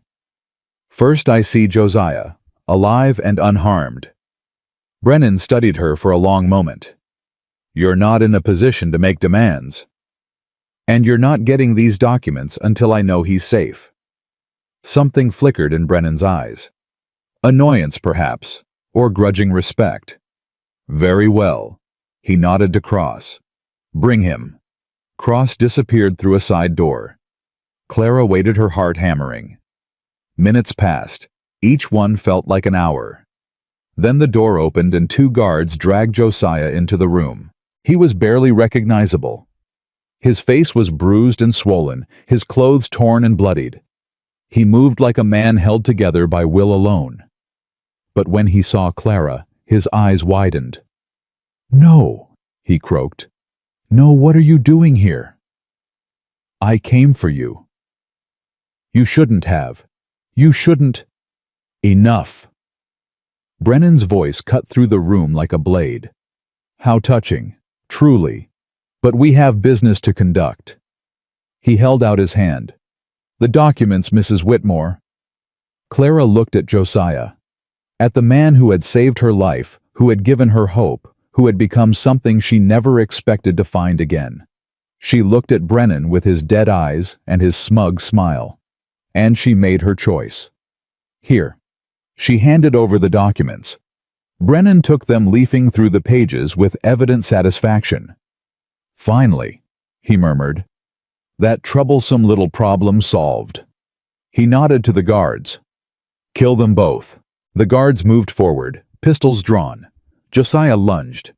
Even beaten, even broken, he threw himself at the nearest man with the fury of a wounded animal. His shoulder caught the guard in the midsection, driving him backward into the wall. The second guard raised his weapon, but Clara was already moving. She grabbed the crystal decanter from Brennan's desk and hurled it with all her strength. Glass shattered against the guard's face. He screamed, clawing at his eyes. "Run!" Josiah shouted, grappling with the first guard. "Clara, run!" But she didn't run. Instead, she grabbed a letter opener from the desk and drove it into the arm of the guard Josiah was fighting. The man howled and released his grip. Josiah didn't hesitate. He seized the guard's pistol and fired. The second guard dropped. Brennan was already at the door, screaming for reinforcements. "We have to go," Josiah said, grabbing Clara's hand. "Now."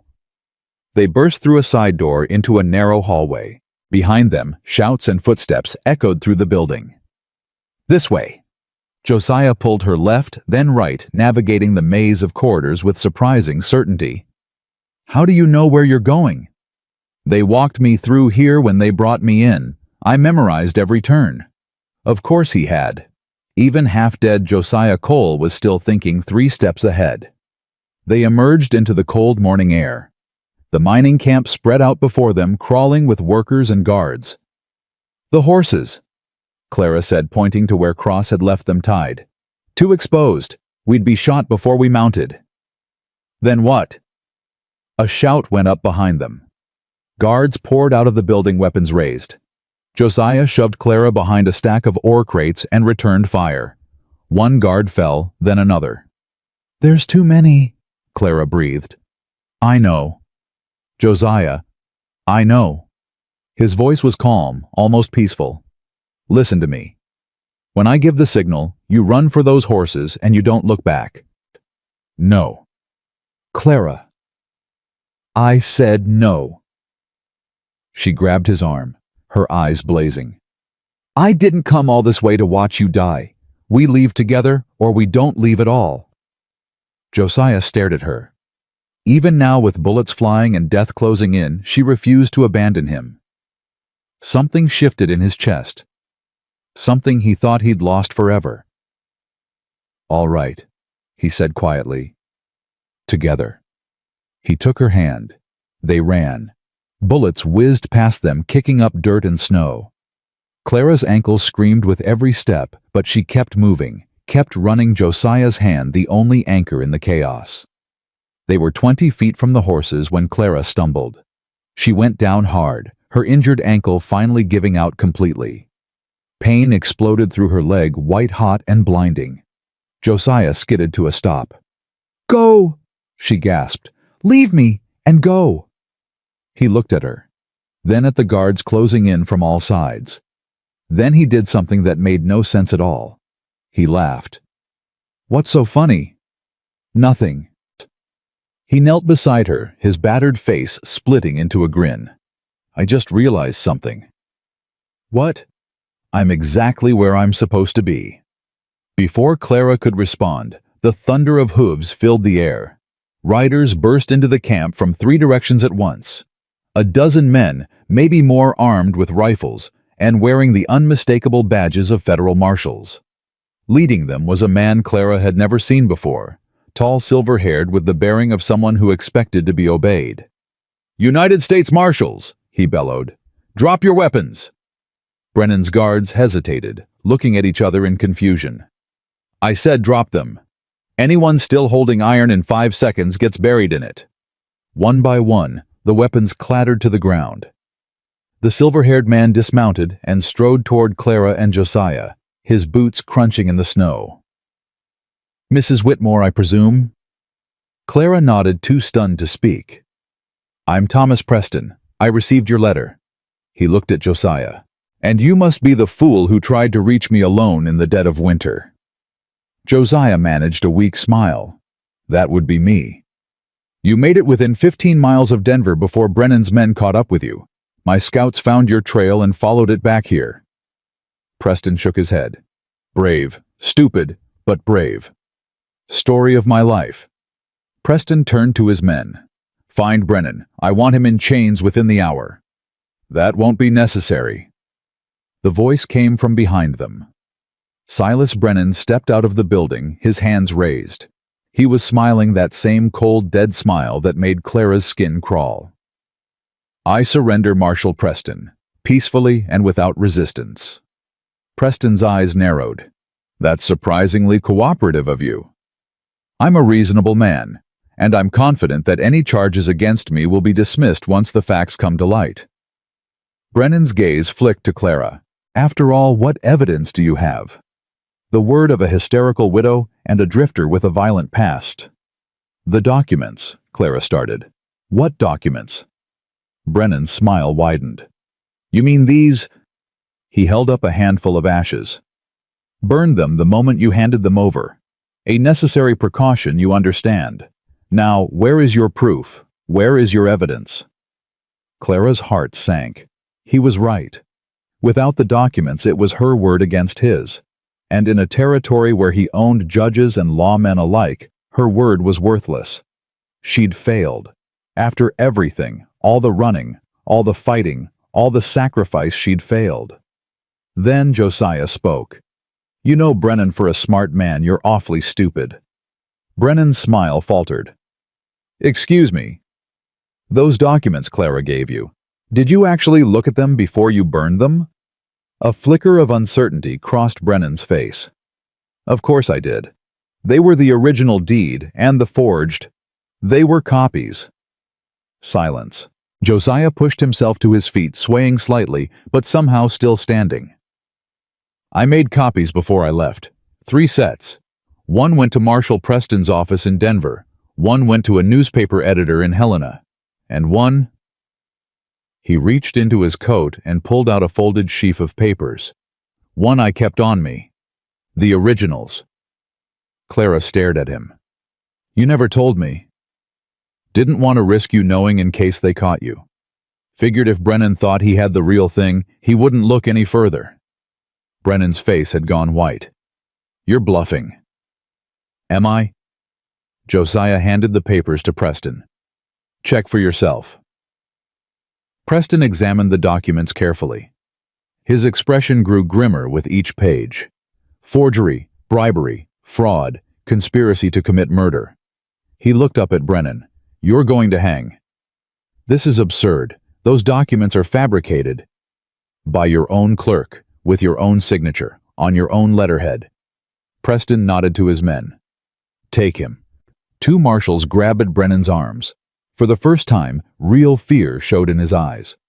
"You can't do this. I have friends, powerful friends. I'll have you all destroyed. Your friends are about to have problems of their own. Preston's voice was ice. The territorial governor has already been informed of your activities. By tomorrow, every man on your payroll will be facing charges. Your empire is finished, Brennan. You just haven't accepted it yet. Brennan struggled as the marshals dragged him away, screaming threats and promises of revenge. But his voice grew fainter and fainter until finally, mercifully, it faded to nothing. Clara slumped against Josiah, all the strength draining from her body. "It's over," she whispered. "It's really over." Josiah put his arm around her, holding her close. "It's over."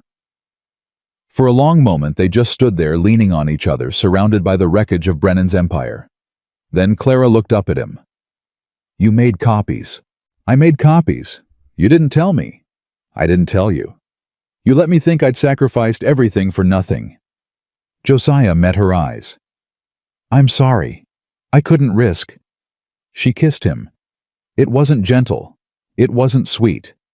It was fierce and desperate and full of everything she couldn't put into words: the fear, the relief, the bone-deep gratitude for this stubborn, impossible man who had walked into her life and refused to leave. When she finally pulled back, Josiah looked dazed. "What was that for?" "For saving us, for keeping the copies, for being the most infuriating man I've ever met." "I think that's supposed to be a compliment. Take it however you want." Josiah's lips curved into a smile, a real smile, the kind that reached his eyes. "Yes, ma'am." Preston cleared his throat loudly. "As touching as this is, we need to get you both medical attention. Mrs. Whitmore, that ankle needs to be properly set. And you, Mr. Cole, look like you've been trampled by a herd of cattle." "Feels like it too." "Then let's get moving. We've got a long ride back to civilization." The journey to Red Hollow took 2 days. Clara spent most of it in a wagon, her leg propped up on pillows, drifting in and out of sleep. Every time she woke, Josiah was there riding alongside, watching over her, making sure she was comfortable. He barely slept. She could see the exhaustion in his eyes, the way his shoulders sagged when he thought no one was looking. But whenever she suggested he rest, he just shook his head. "Plenty of time to sleep when we get there." "You're going to collapse." "I've gone longer without." "That doesn't make it healthy." Josiah just smiled. "You worry too much. And you don't worry enough." They bickered like that for most of the trip. Clara found she didn't mind. There was something comforting about it, the easy back and forth, the way he never took offense no matter how sharp her tongue got. It felt like home. They reached Red Hollow at sunset. Martha was waiting on her porch, Sam bouncing impatiently beside her. The moment he saw the wagon, he broke free and sprinted toward them. "Mama, Mama!" Clara barely had time to brace herself before he launched into her arms. "Careful, sweetheart. Mama's leg." "I don't care about your leg. I thought you were dead. I thought you were never coming back." "I know, baby, I know. But I'm here now. I'm here." Sam pulled back, tears streaming down his face. Then he saw Josiah. "Mr. Cole." He threw himself at Josiah with equal enthusiasm. Josiah caught him wincing slightly, but hiding it well. "Hey, partner. Miss me?" "I thought the bad men got you." "They tried.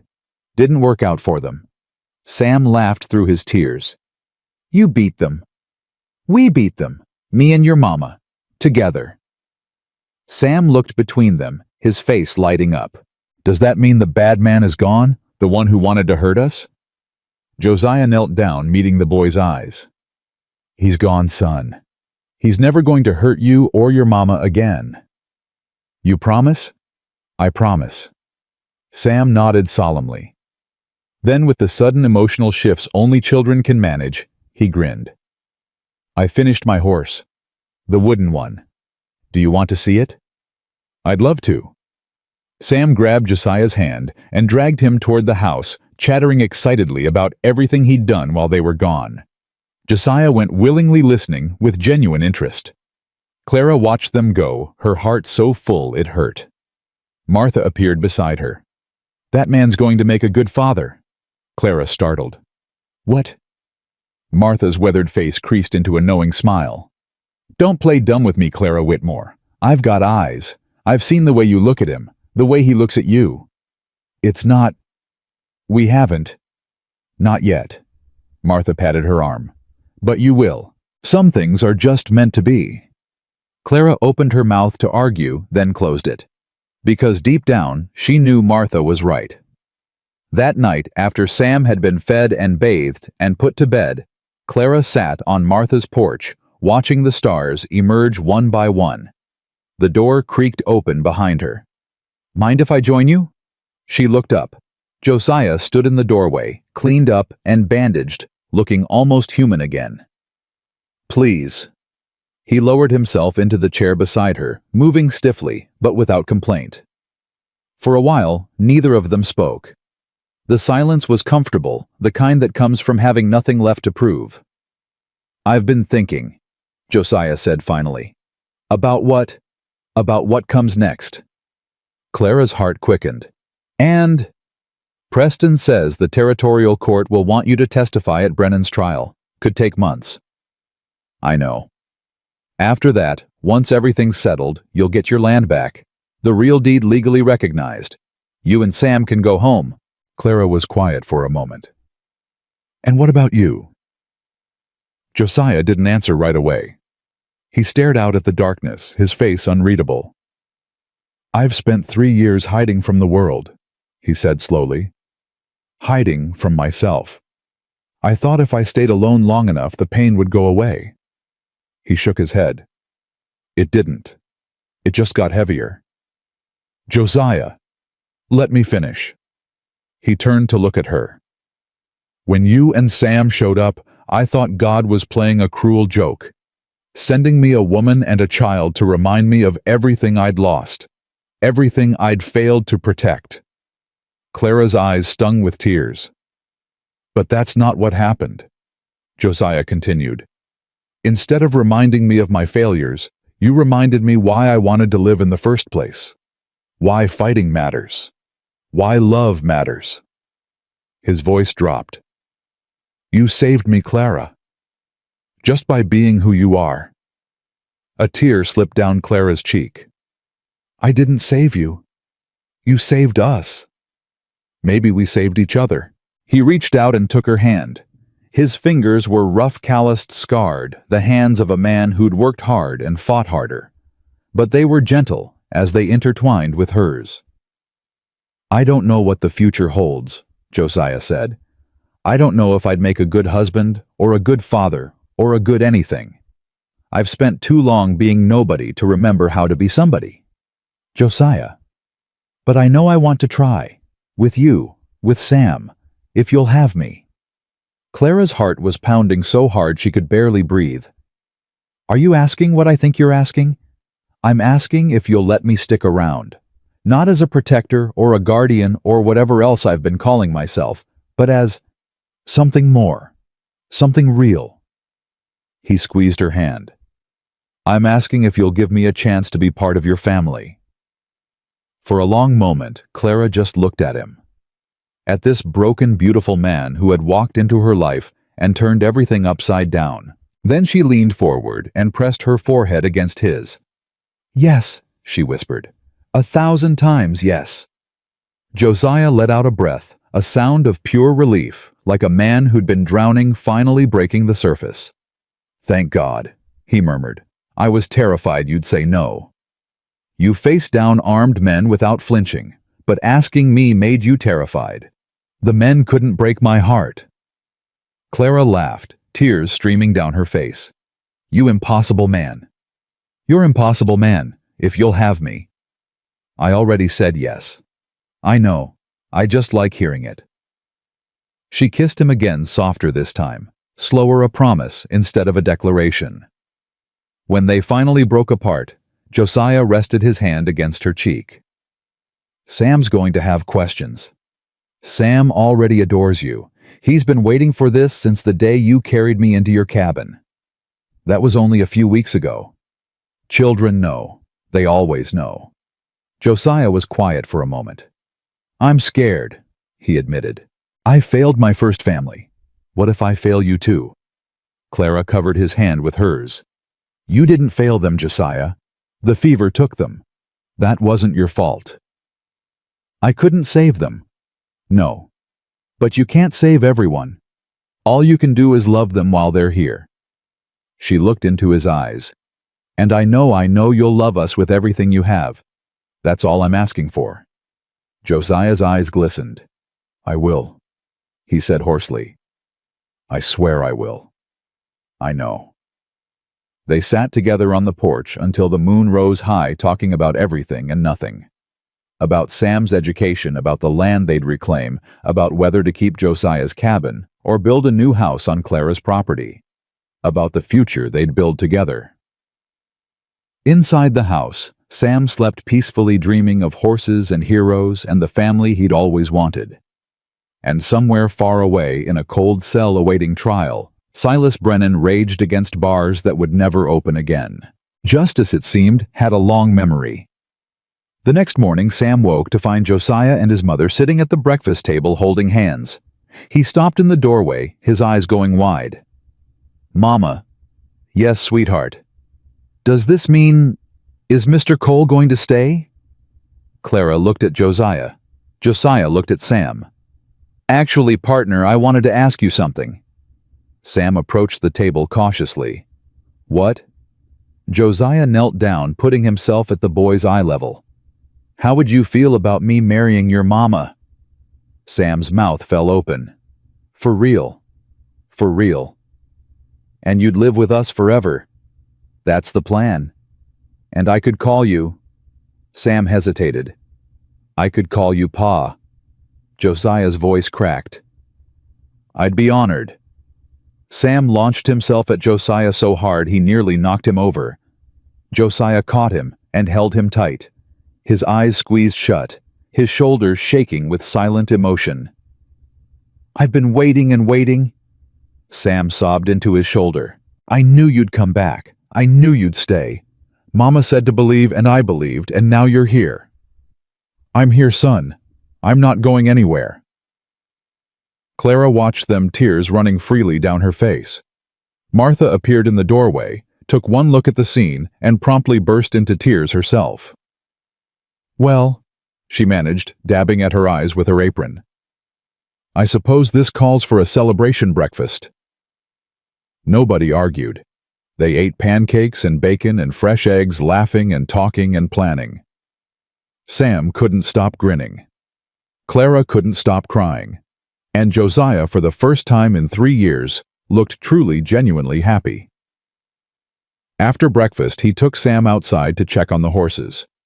Clara watched through the window as they walked across the yard, Sam's small hand clasped firmly in Josiah's larger one. Martha came to stand beside her. You did good, Clara. I got lucky. Luck had nothing to do with it. You fought for your family. You never gave up even when everything seemed hopeless. Martha squeezed her shoulder. Your husband would be proud. Clara touched the window glass, watching Josiah lift Sam onto a horse's back. I think he would, she said softly. I think he'd be happy I found someone to love us. He is happy. Wherever he is, he's smiling. Clara believed it.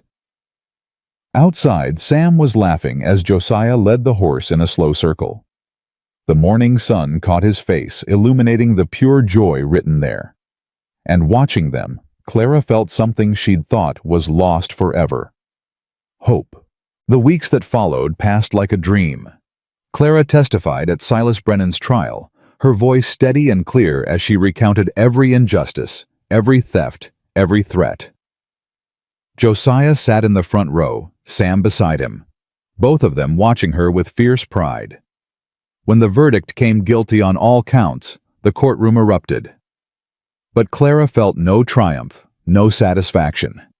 Only relief. A weight she'd carried for so long finally lifting from her shoulders. Brennan was sentenced to hang. She didn't attend the execution. Neither did Josiah. Some things didn't need witnessing to be believed. They knew justice had been served. That was enough. The land was returned to her within the month. The territorial court voided Brennan's forged deed and reinstated Clara's original claim. She held the document in her hands, staring at her name printed there in official ink, and felt Thomas smiling down at her from somewhere beyond. "We did it," she whispered to him. "We kept our home." Josiah found her crying on the porch that evening. "Clara, what's wrong?" She shook her head, wiping her eyes. "Nothing's wrong. Everything's right. For the first time in years, everything's right." He sat down beside her and pulled her close. "Then why the tears?" "Because I'm happy. Because I'm terrified. Because I don't know how to feel this much at once." Josiah kissed the top of her head. "You don't have to know. You just have to feel it." She leaned into him, drawing strength from his warmth. "When do we leave?" "Whenever you're ready." Clara looked out at the fading sunset. "Tomorrow," she said. "I want to go home." The journey back to Clara's land took 3 days. They traveled slowly, stopping often to rest the horses and give Clara's ankle time to recover. It was nearly healed now, but Josiah insisted on caution. "We've got time," he said whenever she complained. "No need to rush. You're worse than Martha." "I'll take that as a compliment." Sam rode with Josiah most of the way, peppering him with endless questions about horses, guns, cowboys, and everything else a 6-year-old found fascinating. Josiah answered each one patiently, never dismissing even the silliest inquiries. "Pa, why do horses sleep standing up?" "So they can run if something scares them." "Do you sleep standing up?" "Not anymore." "Did you used to?" "Only when I was too tired to sit down." Sam considered this gravely. "I'm going to try sleeping standing up tonight. Let me know how that works out for you." Clara listened to them with a smile, marveling at how naturally Josiah had stepped into the role of father. It was as if he'd been waiting his whole life for this, for a child to love, for a family to protect, for a purpose beyond mere survival. Maybe he had been. On the 3rd day, as the sun began its descent toward the western peaks, they crested a ridge, and Clara saw it. Her land. The cabin was still standing, weathered and neglected, but whole. The fields stretched out behind it, dormant under a light dusting of late-season snow. The creek that ran along the property's edge glinted silver in the fading light. Home. Clara's breath caught in her throat. "Mama, is that it?" Sam asked excitedly. "Is that our house?" "That's it, sweetheart. That's home." "It's so big." "It's really not that big." "It's bigger than Mrs. Martha's house." "Well, yes, slightly." Josiah reined in his horse beside her. "What do you think?" Clara couldn't speak. She just stared at the cabin, tears streaming down her face. All those months of running, of hiding, of fighting for survival. All those nights of wondering if she'd ever see this place again. And now here it was waiting for her just as she remembered it.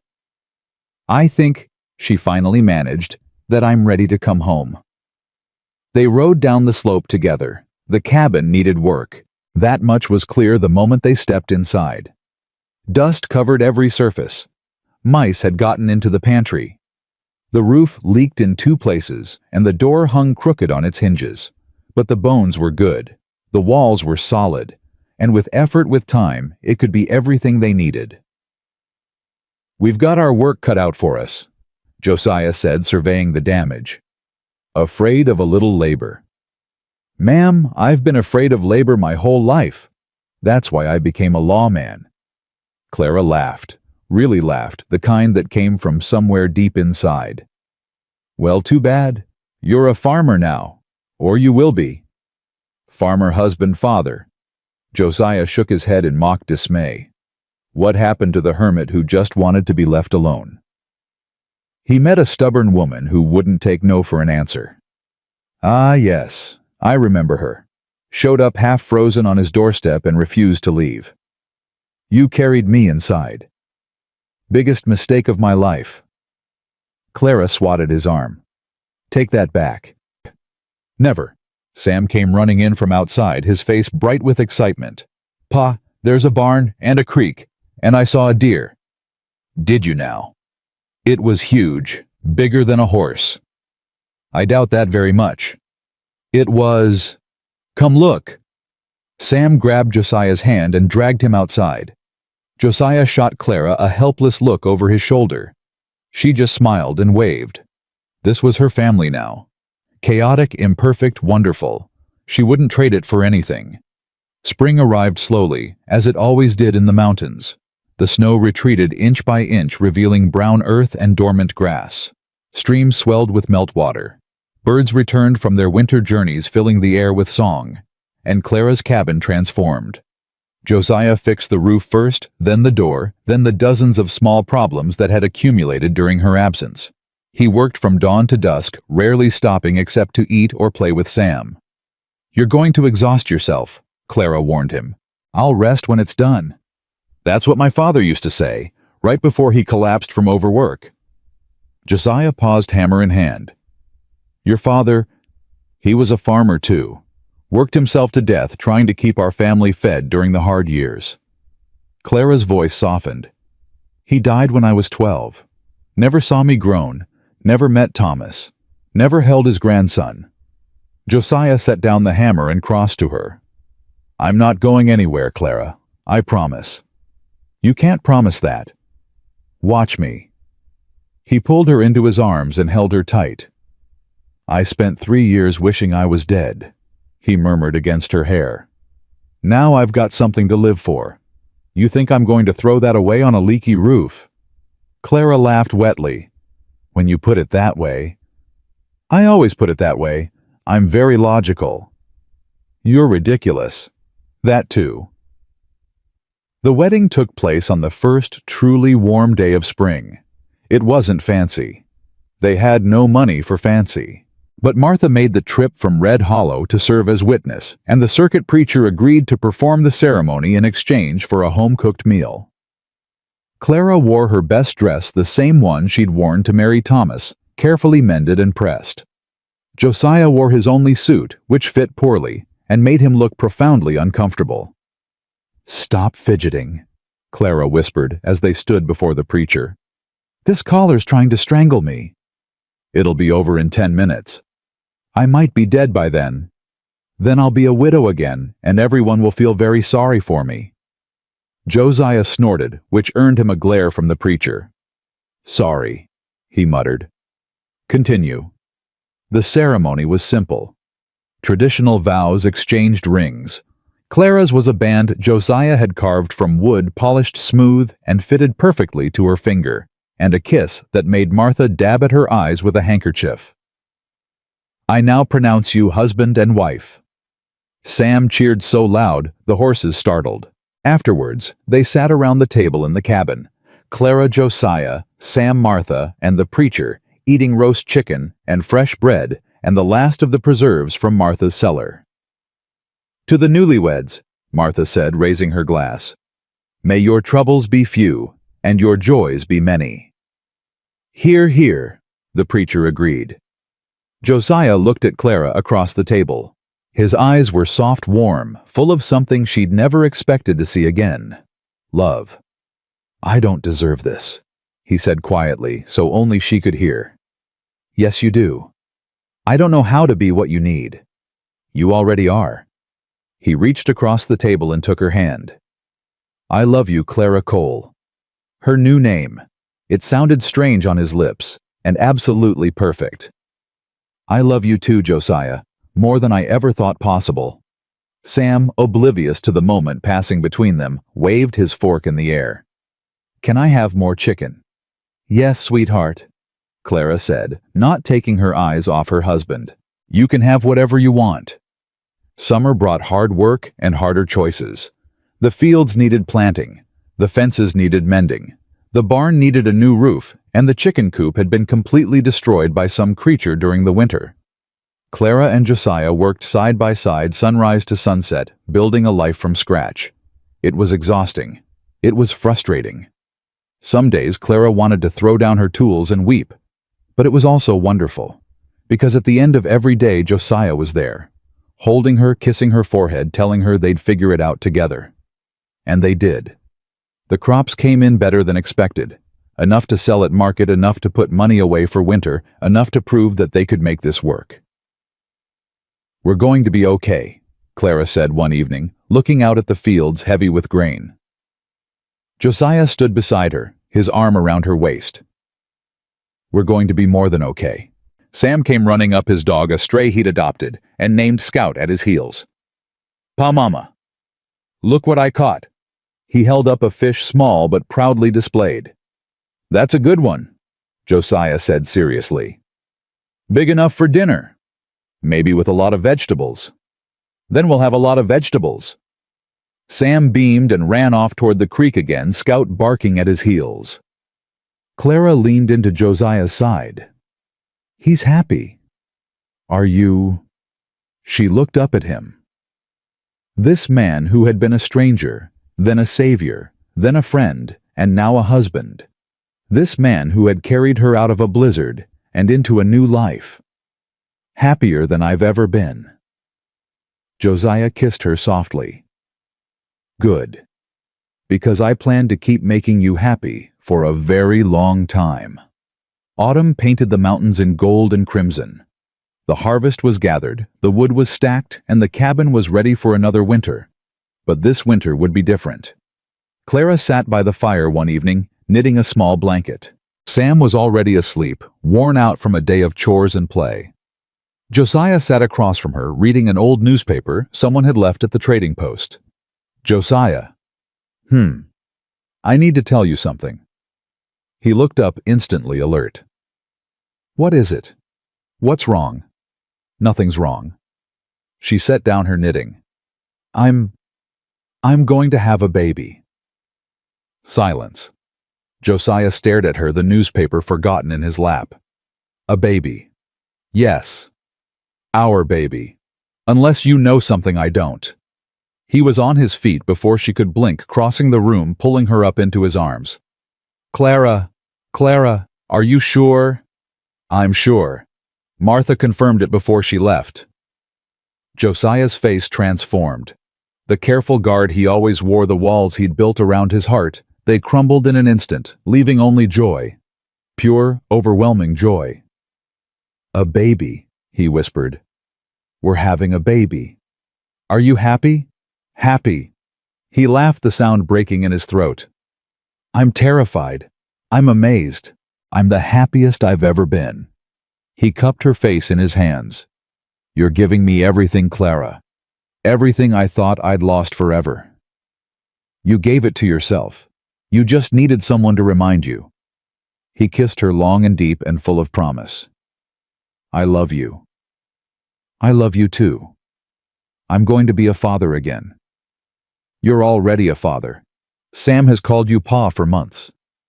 "I know, but this..." He pressed his hand gently against her stomach. "This is different. This is ours, yours and mine.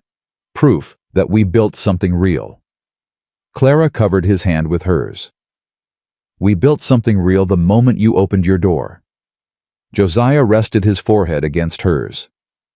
"Best decision I ever made. The only decision. I wasn't going away. I know, you're stubborn as a mule. And you love me for it. God help me, I do." They stood there wrapped in each other as the fire crackled and the night grew deep around them. Outside, the first snowflakes of winter began to fall. Winter arrived gentle that year, as if the world itself was protecting the small family nestled in the mountain cabin. Clara grew round with the baby. Sam grew excited, constantly asking questions about what it would be like to have a brother or sister. "What if it's a boy? Can I teach him to fish?" "Of course." "What if it's a girl?" "You can still teach her to fish." Sam considered this. "I guess girls can fish too." "Girls can do anything boys can do," Clara said firmly. "Remember that." "Yes, Mama." Josiah spent the winter carving a cradle. He worked on it every evening by the fire, his big hands surprisingly delicate as they shaped the wood.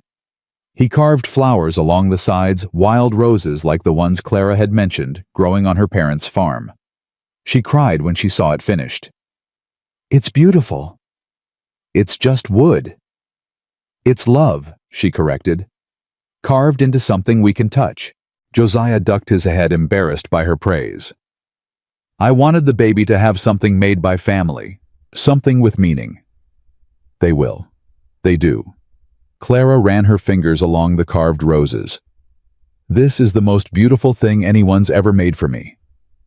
Well, you deserve beautiful things. She kissed his cheek. I already have them. You, Sam, this baby, this home. She looked around the cabin, warm, sturdy, filled with love. I have everything I ever wanted. The baby came in early spring, on a night when the wind howled and the snow fell thick. Martha had arrived a week before just in case.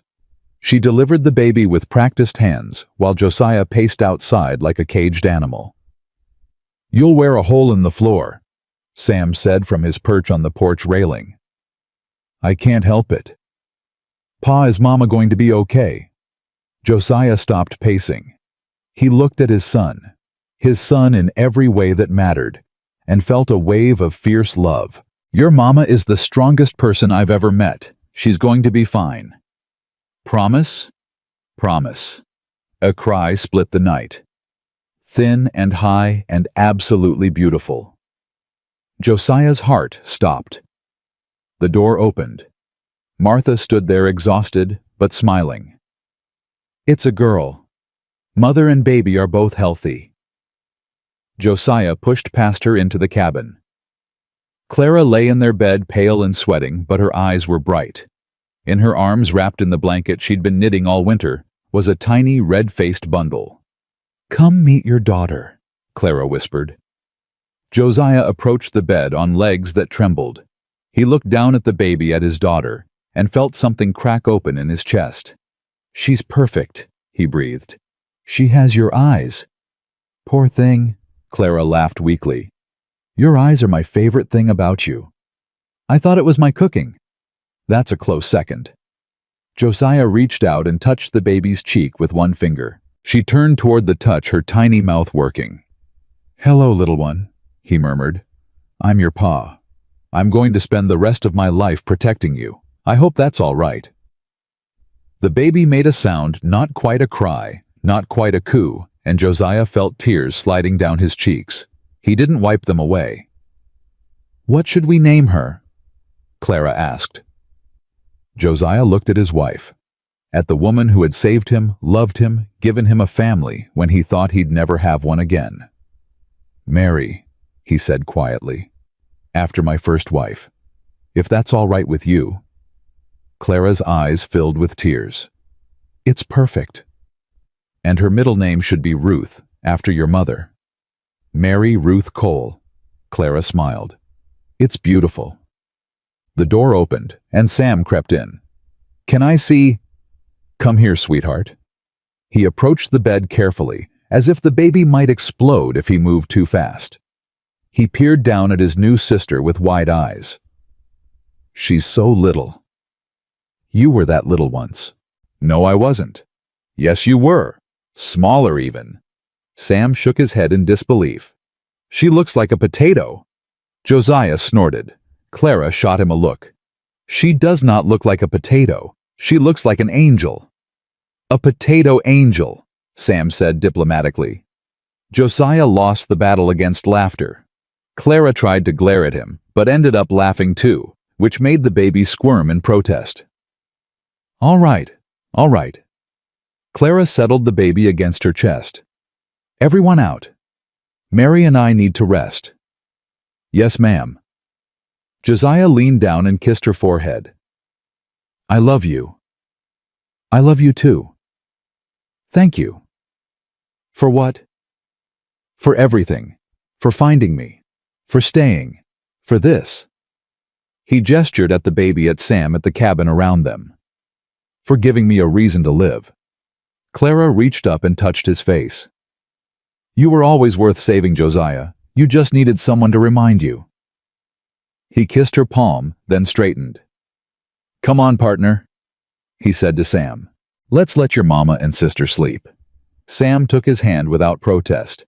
Pa, yeah, I'm glad you're here. Josiah squeezed his son's hand. Me too, buddy. Me too. Years passed as years do. Mary grew from a baby into a toddler, then into a bright, fierce girl who had her mother's stubbornness and her father's eyes. Sam grew into a young man tall and strong, with his birth father's gentle heart and his stepfather's quiet courage. The farm prospered. The family grew. 2 more children followed Mary, twin boys, named Thomas and Daniel, after the men who had come before. Clara's hair silvered at the temples. Josiah's beard went gray. But their love only deepened, weathering every storm, growing stronger with each passing year.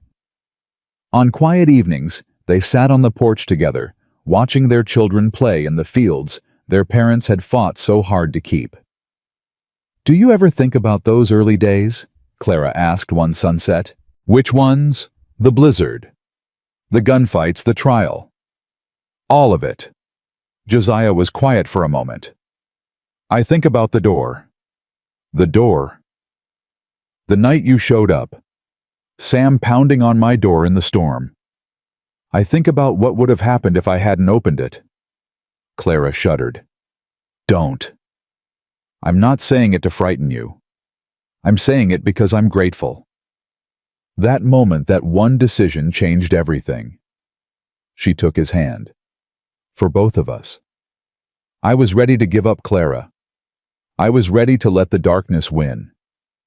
And then there you were, half frozen in the snow, and suddenly I had a reason to keep fighting.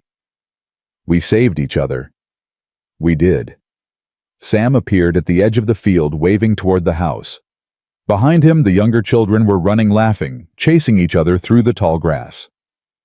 "Supper's almost ready," he called. Clara waved back. "We'll be right there." She turned to Josiah. "Ready to go in." He looked at her, his wife, his partner, his heart, and smiled. "With you, always."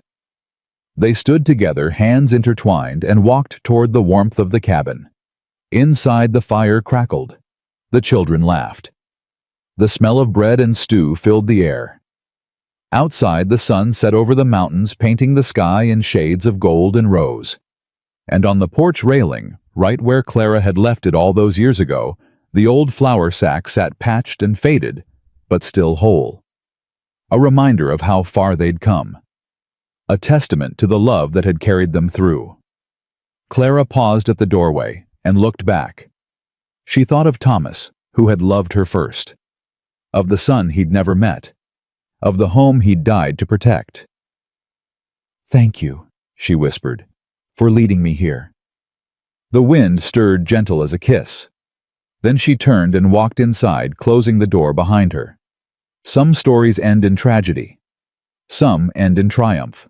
But the best stories, the truest stories, end like this, with a family gathered around a table, with laughter echoing off the walls, with love that began in desperation and grew into something unbreakable. Clara Whitmore had lost everything once.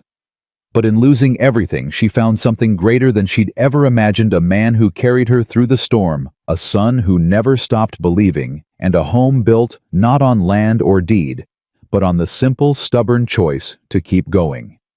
The snow would come again. The winters would be hard. Challenges would rise and fall like the tides.